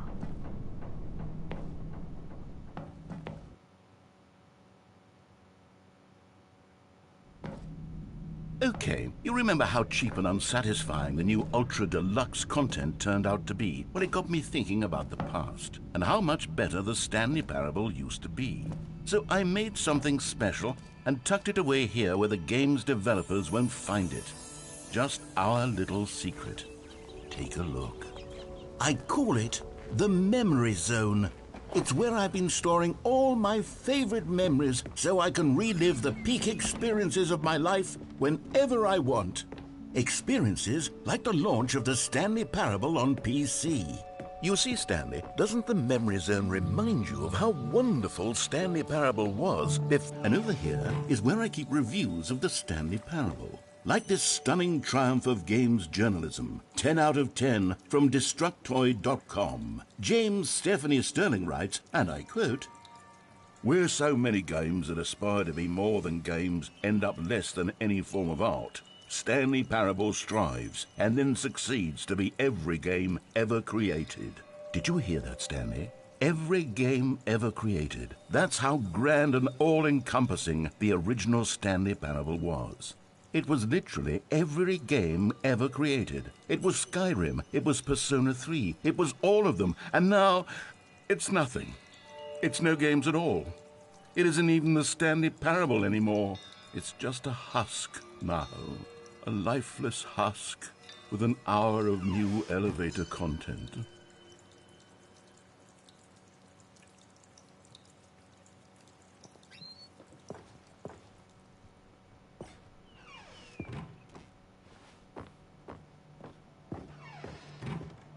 Here's another moving passage, this time from GameSpot.com.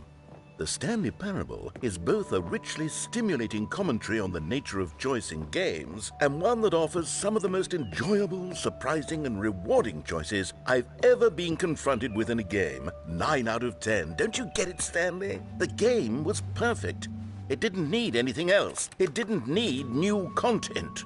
All they had to do was transport it in pristine condition along to the PlayStation, boom, done. And they couldn't even do that. Couldn't resist the urge to go meddling with a beloved franchise.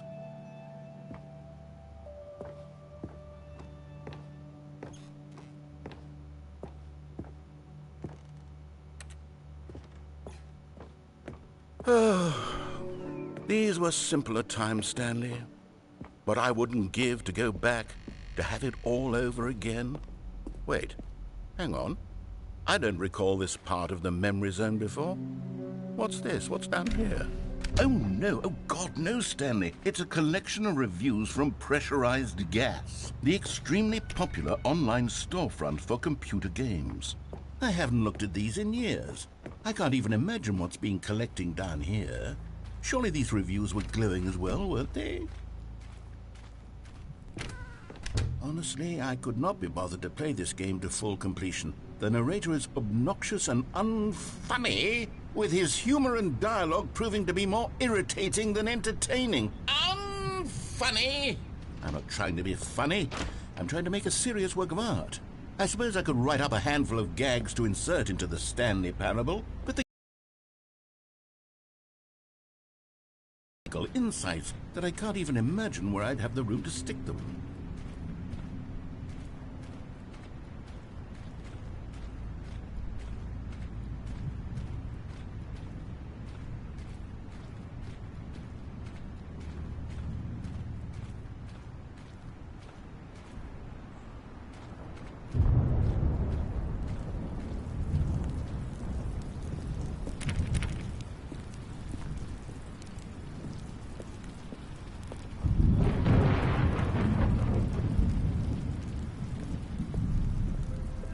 Okay, let's see what this one says. While the idea for the game is good, for someone who prefers non-linear games, this preachiness gets annoying fast. Preachy? Stanley? I'm not preachy, am I? You can tell me if I'm preachy. Honestly, you can. Oh, goodness. This is actually quite shocking for me. Well, to be honest, I had always thought of the game's dialogue as being rather terse to begin with. You can't know how much fluff I cut from the game to get it to feel as light and airy as it... Well, I always thought it did, but maybe it wasn't. Oh dear, what an awful memory to have to hold on to. These black marks on my otherwise unimpeachable track record. I feel like a failure, like I let these people down. Perhaps the Stanley Parable isn't quite as sterling as I always remembered.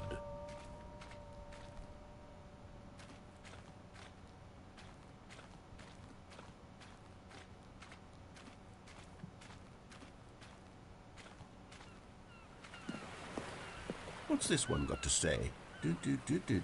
You constantly have to stop doing anything so the narrator can catch up with his long-winded explanations of what's happening. I wish there was a skip button. A skip button? Well, yes. Yes, I think we can do that. If I'm truly too preachy, then maybe letting you skip ahead for just a moment, surely it couldn't hurt. Not if it means we can strike these negative reviews from the record. Only positive reviews of the Stanley PABLO. That's my motto today, and it's always been my motto. I'd do anything for the customer, Stanley. Yes, a skip button we shall have.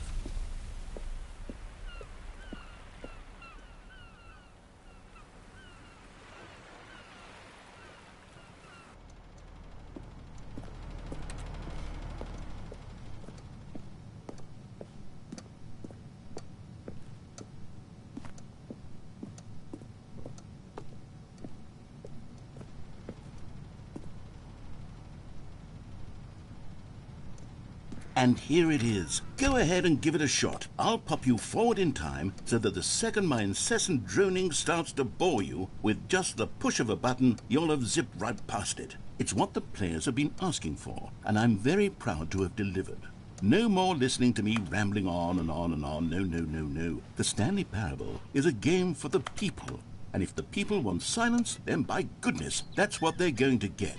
Well, don't sit around waiting for me to shut up. Go ahead and make me shut up. Here, we'll pretend that I've just begun an interminable monologue, and it goes something like this. The story, and the choices, or what have you, and therefore, by becoming it is, so on and so forth, until inevitably, we all until the end of time, at which time everything all at once, so, now you see, blah, blah, blah, blah, blah, blah, blah, blah, blah, blah, blah, blah, blah, blah, blah. We've eaten too much and it can't be just yet, no, until 245. But the logic of elimination working backwards, the deduction therefore becomes impossible to manufacture. It went on for nearly 10,000 years, until just yesterday, here and there, forward and back, and never a moment before lunchtime. It can't be. It's the only thing there is. How many billions left until so much more than forever ago? Which is why I say, the story, and the choices, or what have you, and therefore, by becoming it is, so on and so forth, until inevitably, we all until the end of... Oh, you're back, you see. You were only frozen in time for a few minutes, but it was plenty of time for me to deliver a long, rambling monologue full of unnecessary verbal flourishes and lengthy ruminations on the nature of choice in video games. Of course, I happen to believe it was perhaps one of my more profound such ruminations. Not that, of course, you need a description of it, but if I had to describe it, I'd say it was perhaps less of a rumination and more of a treatise. Or maybe a manifesto. Look, I'll outline it for you very briefly, and you can tell me what you think. Okay, so my theory is that any choice you've ever made is simply a series of choices made by the person who you are, or were, or will be at the time of having made said choice. That is to say, if by articulating a choice you've already made, you bring that choice into being, then by making no choice and saying nothing, are you not simply erecting in the sanctuary of time a monument to every person you've ever been, making every choice to which you've ever given your great gift of mortal and yet timeless thought? Or rather, do all of the choices you've ever made, in fact, make you more not this kind of person, and in fact do the very opposite? You see, it could in fact be both of these things at once, that you are both making choices and not making choices, and that they are both affecting you and not affecting you at the same time by virtue of the fact that you both are and are not making them. Okay, at first I was leaning towards manifesto, but now I'm going to circle around and slap the treatise label on this one. I think it has much more of a treatise vibe to it. But wouldn't you say that manifesto just has a much grander sort of tone? It has a mouthfeel that is rich with ambition and history. Ambitious history, if you will. See, now you've got me going back to manifesto. Heavens, at this rate, we're going to be here all day. Okay, look, I have a method for exactly this sort of situation, and I do find myself in this situation frequently.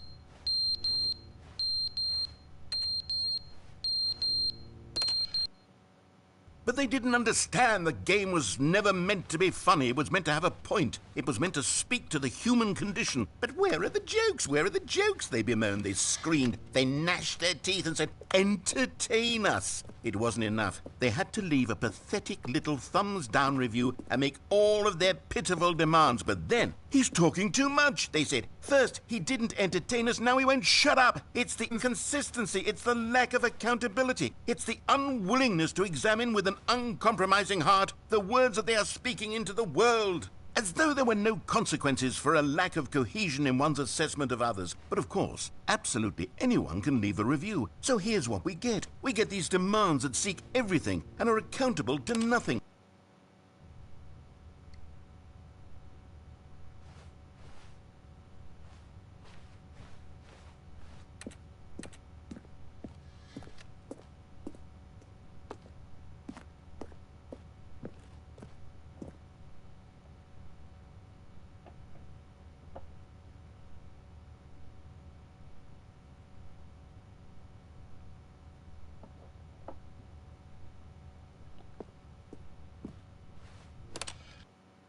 The end is never the end, is never the end, is never the end, is never the end, is never the end, is never the end, is never the end, is never the end, is never the end, is never the end, is never the end, is never the end, is never the end, is never the end, is never the end.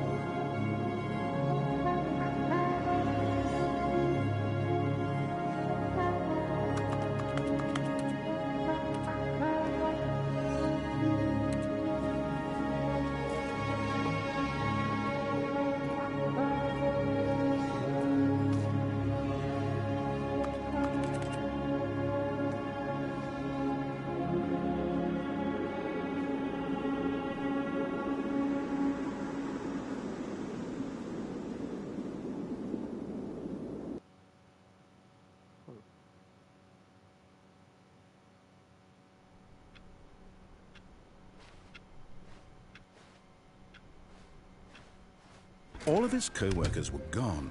What could it mean? Stanley decided to go to the meeting room. Perhaps he had simply missed a memo.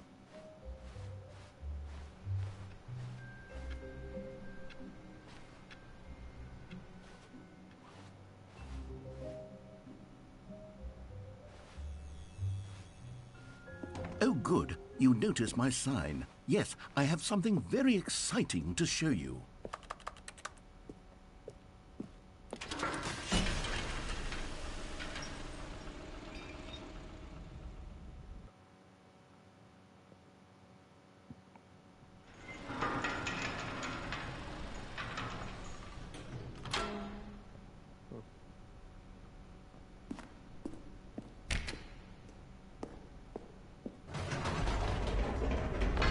You see, Stanley, I've been reflecting on the Stanley Parable and about how roundly disappointing this ultra deluxe version has turned out to be.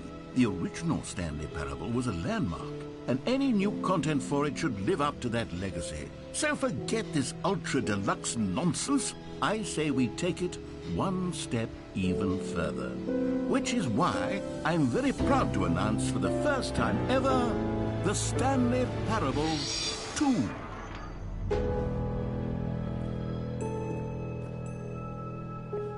Yes, you see, isn't this far superior to a measly port with a few minor additions? Think of all the new territory we'll cover with a fully fledged sequel. An entirely new experience, built from the ground up. Why, there are so many possibilities. It could go in so many different directions. This is what fans have truly been asking for.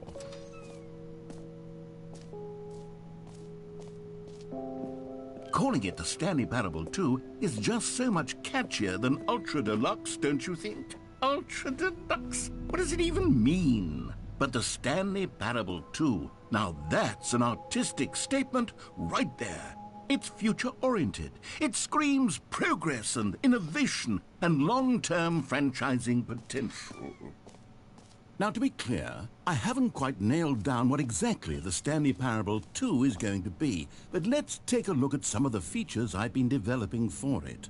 I figure that if I can loosely organize a handful of interesting concepts, that surely the game will sort of naturally spring up around them. It'll all work itself out. Game development is much more of a fuzzy magic than anything scientific or logical, really.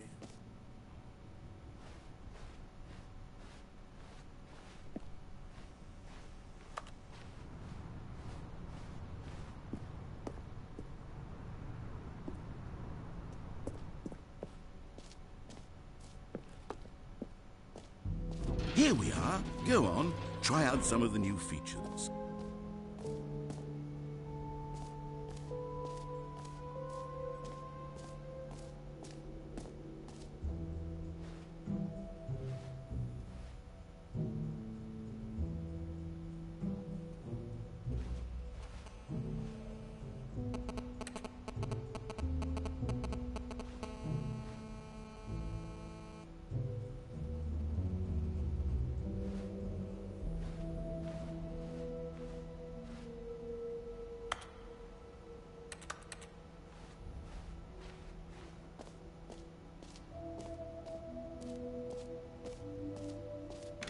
For the Stanley Parable 2, I asked myself, what do players really want?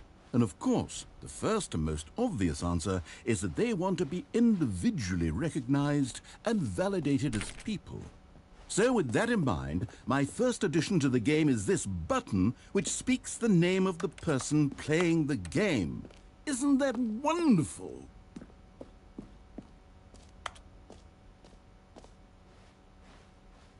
Jim. Sorry, I should have clarified. Right now, the button only says the name Jim. But of course, in the final game, this button will say your name, whatever name that is. Here, let's have you role-play as Jim to really simulate the full experience of this feature. Just play along. I promise you'll love it.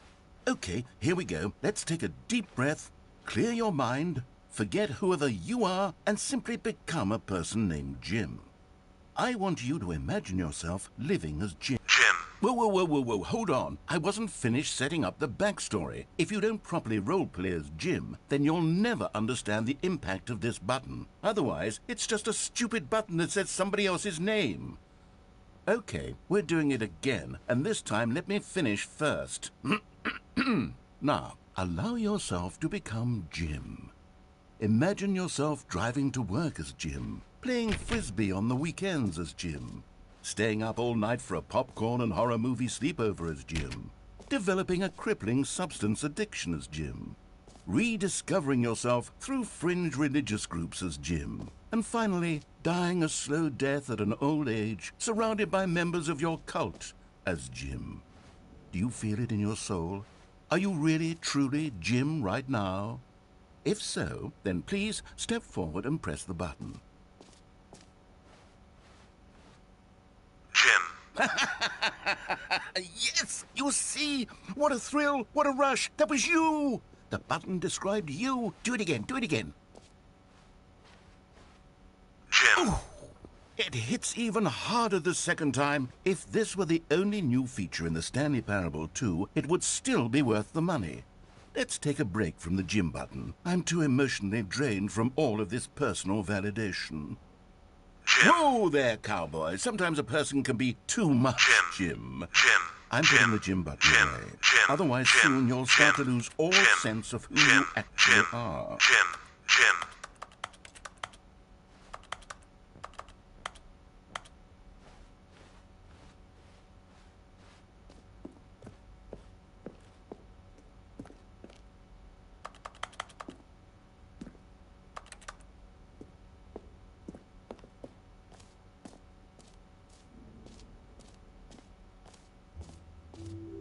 I suppose I could allow only people named Jim to play the Stanley Parable 2. That would...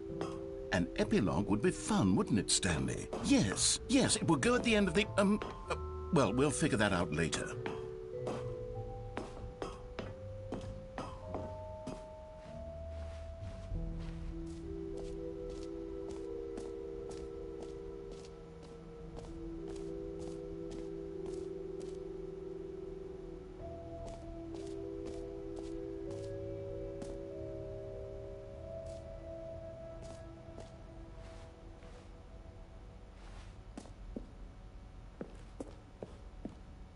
A common complaint of the Stanley Parable was that it was confusing and paradoxical, that it engendered a chaotic sense of reckless despair in those who played it. Well, I'm happy to say that after much consideration, I've engineered a clever solution to this fundamental problem with the game. It's the Stanley Parable Reassurance Bucket. You see, Stanley, anytime you're holding the bucket, a sense of calm and ease will fill your mind and your heart. It's true. As long as you hold on to the bucket, the many disorienting contradictions of the Stanley Parable will feel perfectly normal and perhaps even comforting. You may even come to long for the gentle embrace of jarring cognitive dissonance while the bucket is in your arms. And to be honest, it's a much more convenient solution for me than actually redesigning the game to be less uncomfortable. Can you imagine what a pain in the ass that would be? Yes, the bucket is the perfect solution. Come on, give it a try. Can you feel it? The glow of comfort, even in the face of crushing despair, must already be sweeping through your body. And in fact, can I say that I do believe the bucket lends you an air of charisma as well? I think that just holding it has made you the slightest bit more attractive as a person. The benefits of the bucket seem to go on, don't they? All this and more await you in the Stanley Parable 2.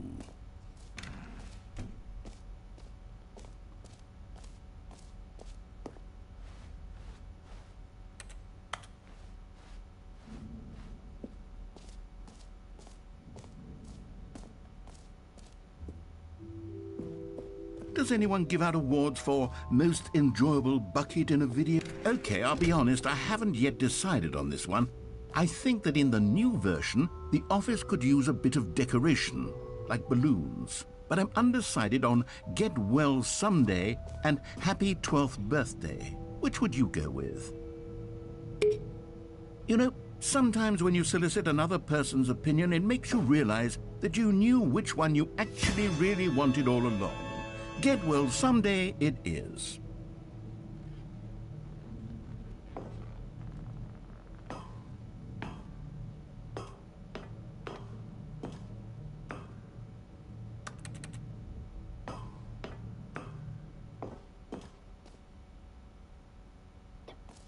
Or actually, Maybe I should have gone with... No. No, I've made my decision. We're moving on.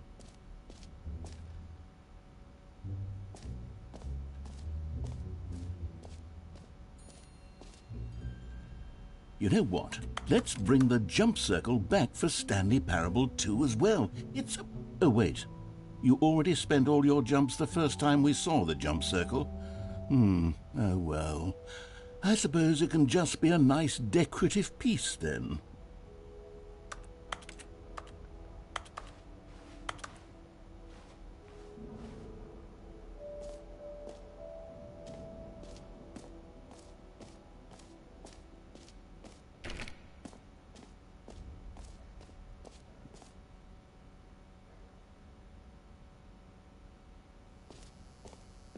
Now, here's something special. You remember that broken test trophy that got left in the game on accident? Well, I'm developing a technology to simply give you the trophy. Yes. You see, you'll come to this lever. Okay, perhaps I should have clarified. This is technology that will exist. Right now, the trophy is still fully broken. I'm not a wizard, Stanley, but I guarantee it will be fixed in the sequel to at last satisfy the hordes of ravenous fans all over the world who have been uproariously demanding this feature. Gamers, we hear you, and I promise it will happen.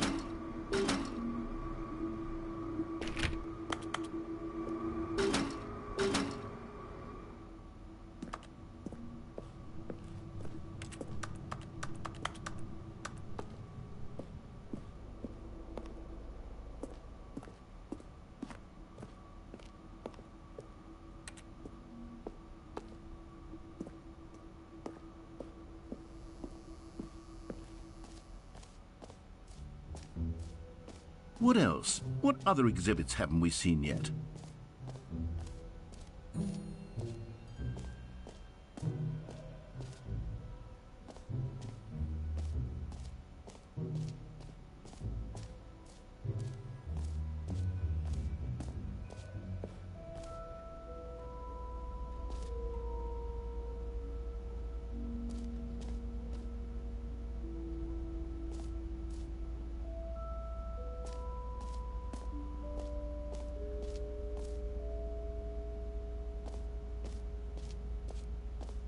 Stanley, here's an idea that I'm truly fond of. It's never been done before in a video game. This is, in fact, a hole that you can fall down forever. That's right. Infinite falling. You can fall until the end of time, if you like. A stunning leap forward for video games as a medium. You see, isn't it wonderful? One of my more ingenious concoctions, if I do say so. Now then, since you've gotten to see the infinite hole, you can press the teleport button to pop back up to the top, and we can continue onward. Now, I don't mean to be a bummer, but I do recommend you use the teleport button to go back to the top. Maybe do it on the sooner rather than later spectrum of things.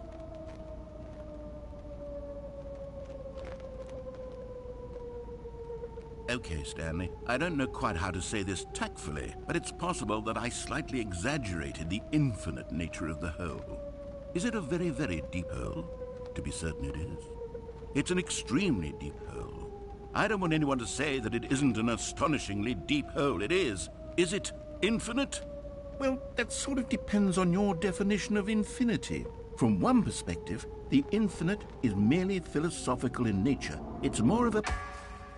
Okay, well, good for you. You found the bottom of the hole. You found me out, Stanley. I'm a liar and a cheat, and you're so clever. Look, I think the issue here is just that you're unusually fascinated by falling. What normal person actually wants to fall infinitely?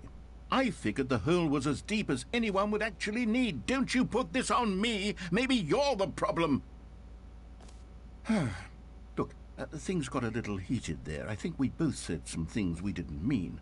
Why don't we just put all this behind us and agree to just call the hole mostly infinite? If that works for you, then go ahead and press the teleport button to warp up to the top of the hole and we can move on. I'll just be up here when you're ready. Great. Now, I'm very excited to show... Oh, for heaven... You see, I was right. The problem is you. The problem is that you like holes too much. not normal. A normal person would have said, yep, that's an infinite hole right there, goes on forever till the end of time. Don't need to see it all, but not you. Oh, no, no, no, no. You have a weird sort of... Oh. Did the hole seem even shorter to you this time? I couldn't help but feel like you spent a little less time in there than you did before. I mean, admittedly, I didn't make an infinite hole, but I didn't think it was that not infinite.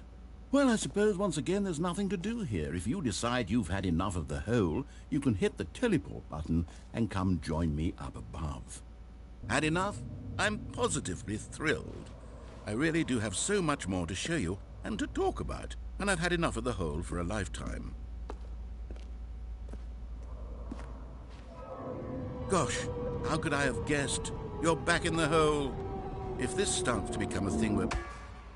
Wow. Okay. Yes. I'm starting to become extremely certain that the hole is not only not infinite, but that it's growing steadily less and less infinite. I suspect that I'm starting to hit the point where it's no longer feasible to call the hole infinitely deep, even by the lax overall standards for accountability and marketing. What's going on here? Stanley, I have no explanation for the uncertain nature of the hole's length. Here, let's try something. Let's pop back up to the top, and we'll see if it gets any shorter. Well, there it is. The shame of my life. How is this still appealing to you? I know you're obsessed with holes, but at this depth, I just can't see this scratching the itch.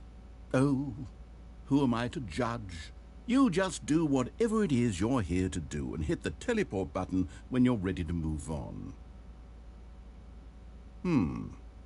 Is the, teleport button not working?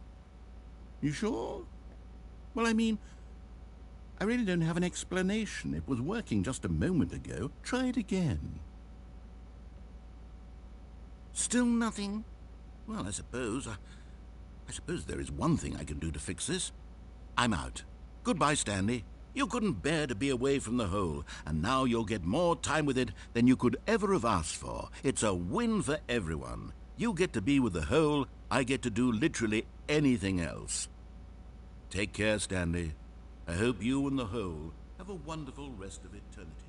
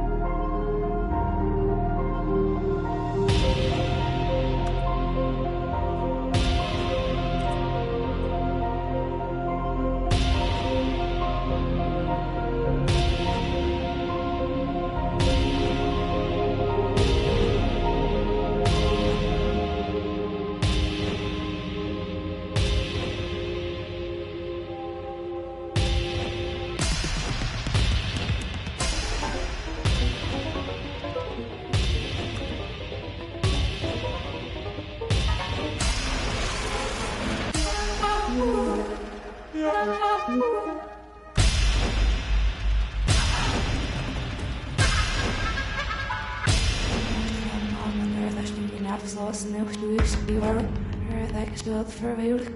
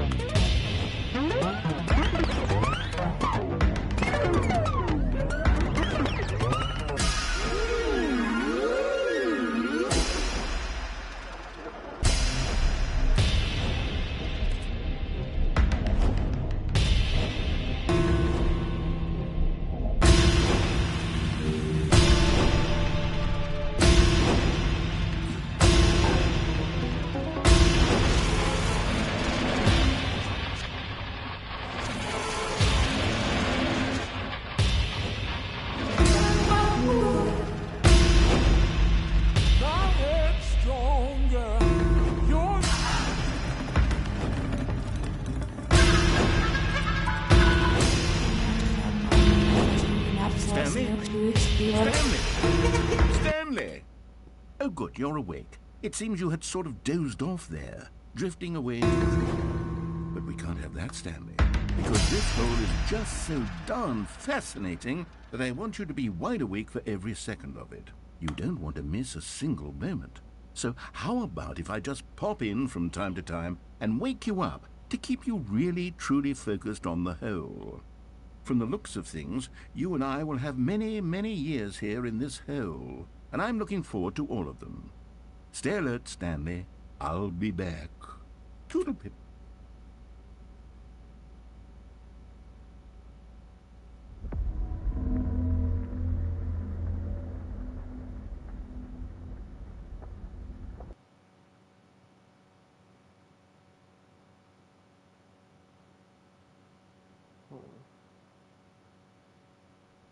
Here we are. Go on, try out some of the new features.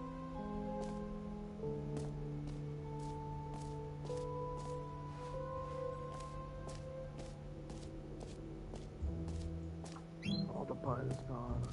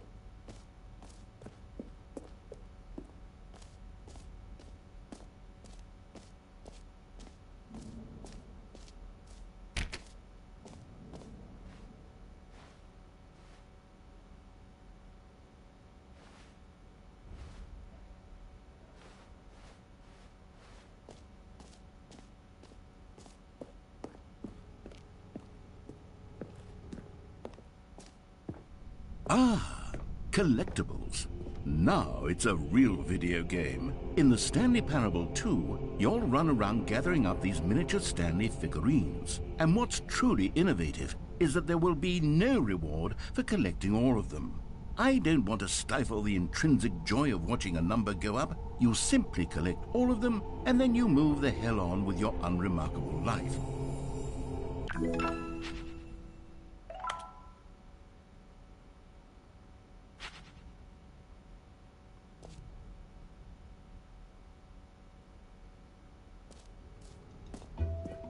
God, it really is the worst when you collect everything in a video game and then they give you a big fancy reward for it. Absolutely tragic.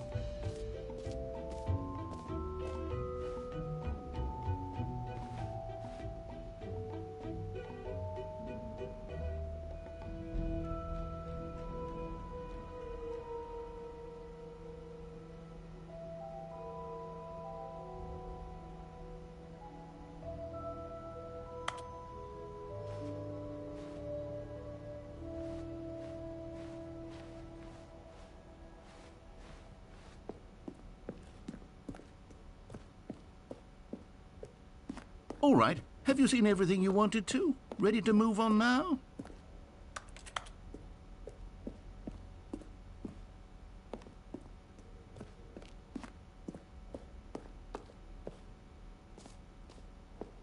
So, Stanley, what do you think? Do you like all of the new features? Yes, I know it's not exactly clear yet how exactly these features will come together as one single coherent video game, but I can feel it in my soul. It's going to work. There's definitely a good game in there somewhere. Say, let's do an experiment. I'll arrange these new features together, and we'll see whether or not it coheres into a meaningful gameplay experience. Okay. Are you ready? Here it is. I give you the Stanley Parable 2.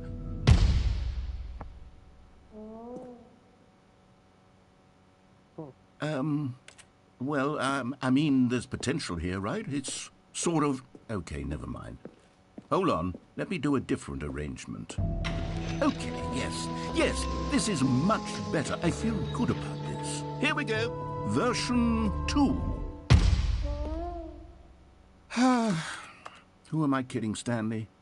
This isn't a coherent video game at all. It's a lot of gags. And I do very much enjoy creating gags, but they don't add up to anything. I wanted more than anything to create a sequel that would capture all the magic of the first game. I wanted fans to love it. No matter how good these gags are, they won't stand on their own. They would need the structure and the gameplay of the original. Wait, maybe that's it. I can take the original Stanley Parable and simply, well, insert a few of my new features into it. Tastefully, of course. With respect. With care for the vision and integrity of the original game. Would it possibly work? I suppose it could. But it would need a really, really tremendous title screen. A title screen that says with bold and uncompromising conviction, "This is the Stanley Parable 2. Let me see if I can whip something up. All right, perfect. Go ahead. Take a look.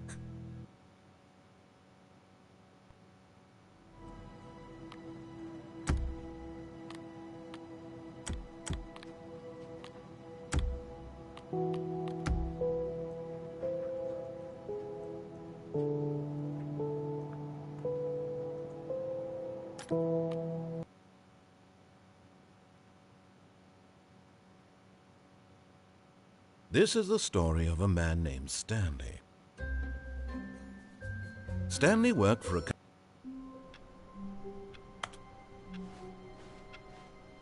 All of his co-workers were gone. What could it mean? Stanley decided to go to the meeting room. Perhaps he had... Stanley picked up the bucket. Stanley pressed the bucket upon every little thing in the office. Nothing responded to the bucket's touch, but it did little to discourage Stanley's belief in the... Stanley clutched the bucket tightly to his chest and entered the door on his left.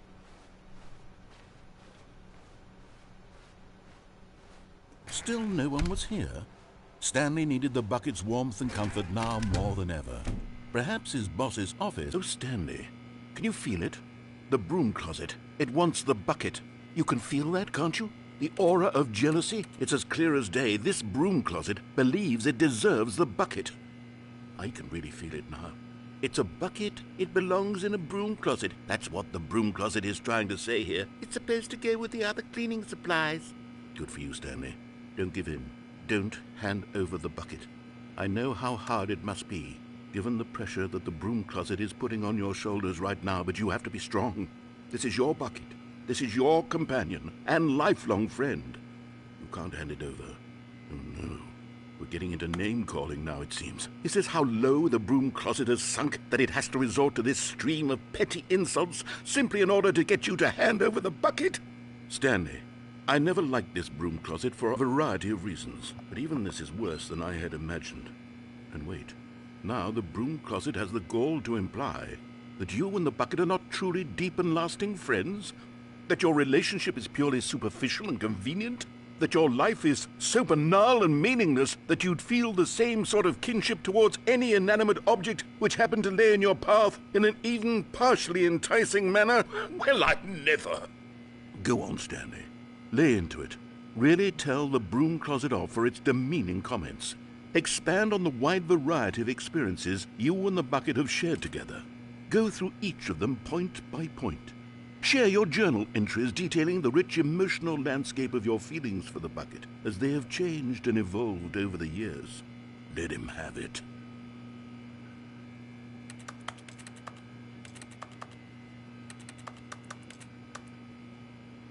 Okay, I've got you something which I think will help settle this debate once and for all. Here we go.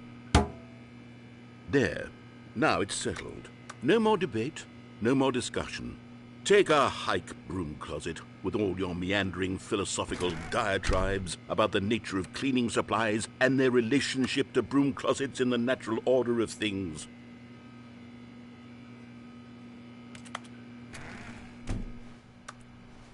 All right, I've got a second sticker back here, and I'm going to slap it on as well because I think it's appropriate. You see? I feel that it works because the sticker is also a bucket. That way, if you're ever unsure whether the thing you're holding is a bucket or not, you can look down at this sticker and say to yourself, "Ah, it's a bucket." There really is a wide variety of applications for this sticker.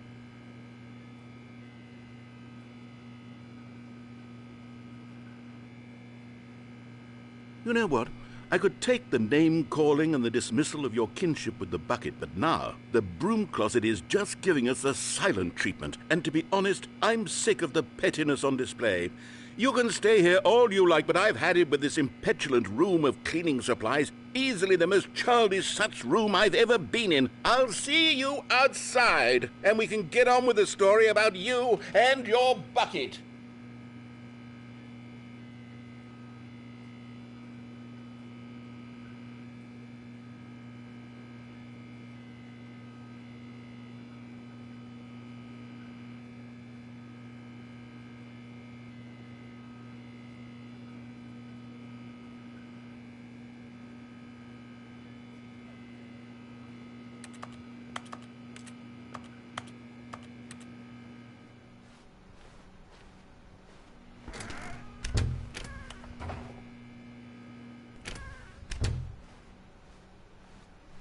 Coming to a staircase, Stanley and the bucket walked upstairs to the boss's office.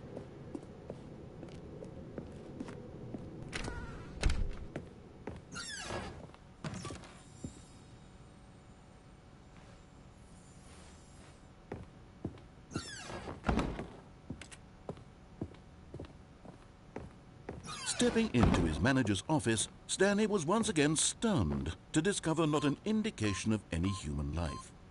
Crushed by the weight of this revelation, Stanley may have broken down into an emotional dumpster fire, if not for the soothing presence of the bucket. Even now, in his darkest of hours, did the bucket's warmth and guiding light pierce the dark clouds of confusion and chaos. But Stanley guessed the correct code by sheer luck. Was it that the bucket knew all along? Was the bucket guiding him? Yes, this is certainly the most logical explanation.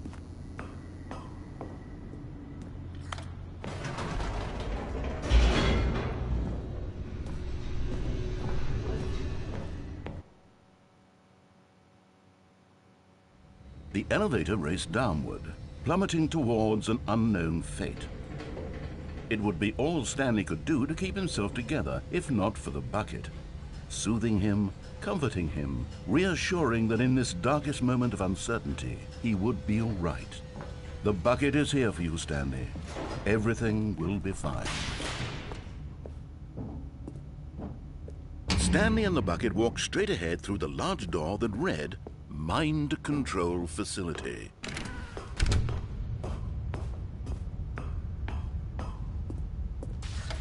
The lights rose on an enormous room packed with television screens. What horrible secret did this place hold? Stanley and the bucket both wondered to themselves.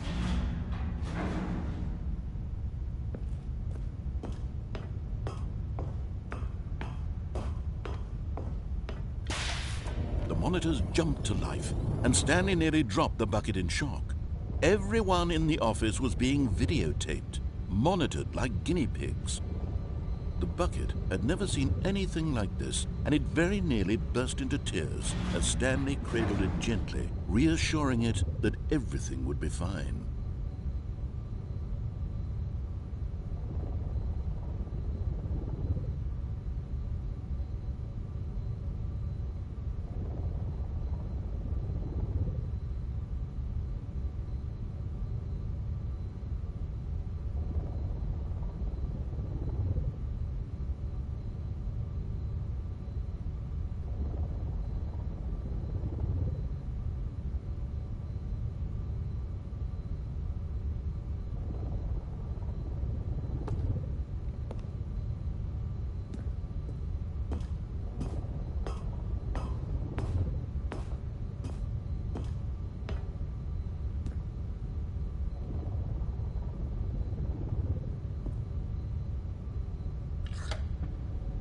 Was the bucket under the mind control facility's influence as well?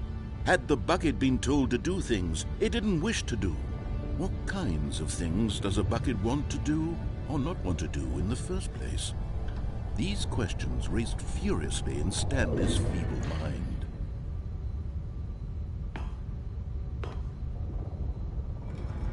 No! He screamed into the bucket. He couldn't accept it. His own life in someone else's control, never! He squeezed the bucket tighter. His one friend in the entire world. At this point, he could trust no one except for the bucket.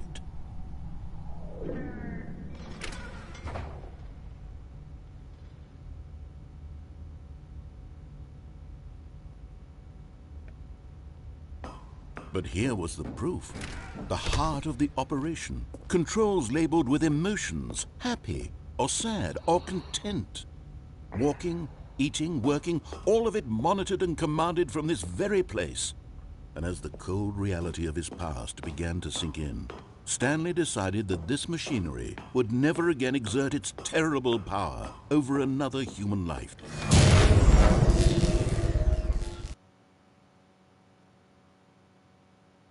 Stanley and the bucket waited in blackness. Was it over? Yes, they had done it. Stanley and the bucket had defeated their greatest and darkest enemy, freed themselves from the tyrannical grip of the evil mind control machine. Freedom was now mere moments away. Excitedly, the two of them began to discuss the kind of life they wanted to live once they stepped through this massive door. The bucket wanted to learn to roller skate. Stanley wanted to sneeze in every country on Earth. Both of them wanted to begin watching a movie, any movie, but then stop it halfway through and begin watching it in reverse from the end. True, it was a simple life they envisioned, but it was one they'd lived together, with one another to lean on, to trust, to support. What? Wait. What was happening? Why had the door stopped?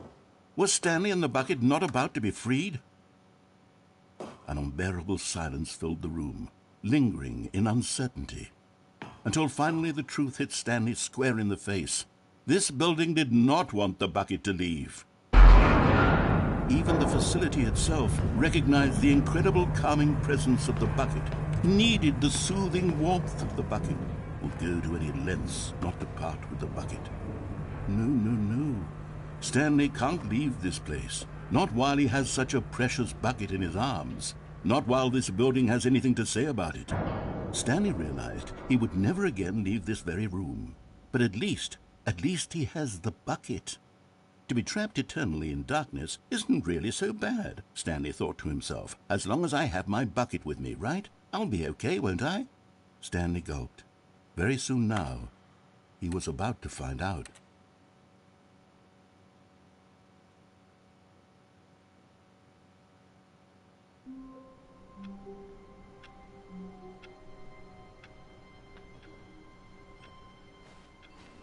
Wait, Stanley thought to himself. Am I sure that the orders stopped coming in? How is that possible? They never stopped. Surely I was mistaken. No, the orders were still missing. For now. Oh, please. Are you really just doing this for the trophy? Click a door 5 times? Is that all you think a trophy is worth? No. I can't just give these merits away for such little effort. A measly 5 clicks. Stanley lifted the bucket into his arms, and a wave of comfort rushed over him.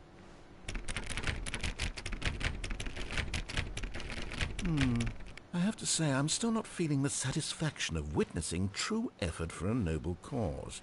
Perhaps 50 clicks will do it. Yes, almost certainly 50 clicks.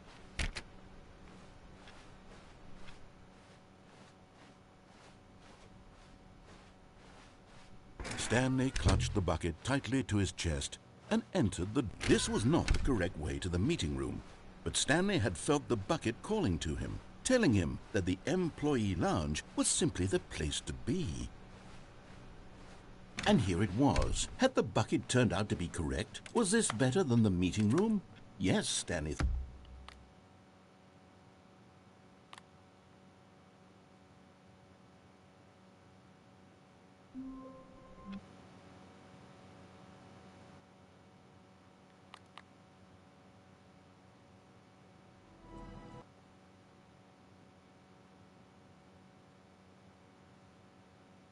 This is...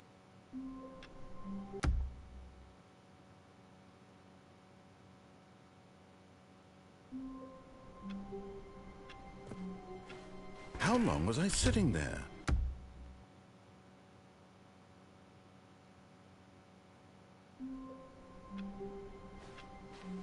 All of his co-workers were good.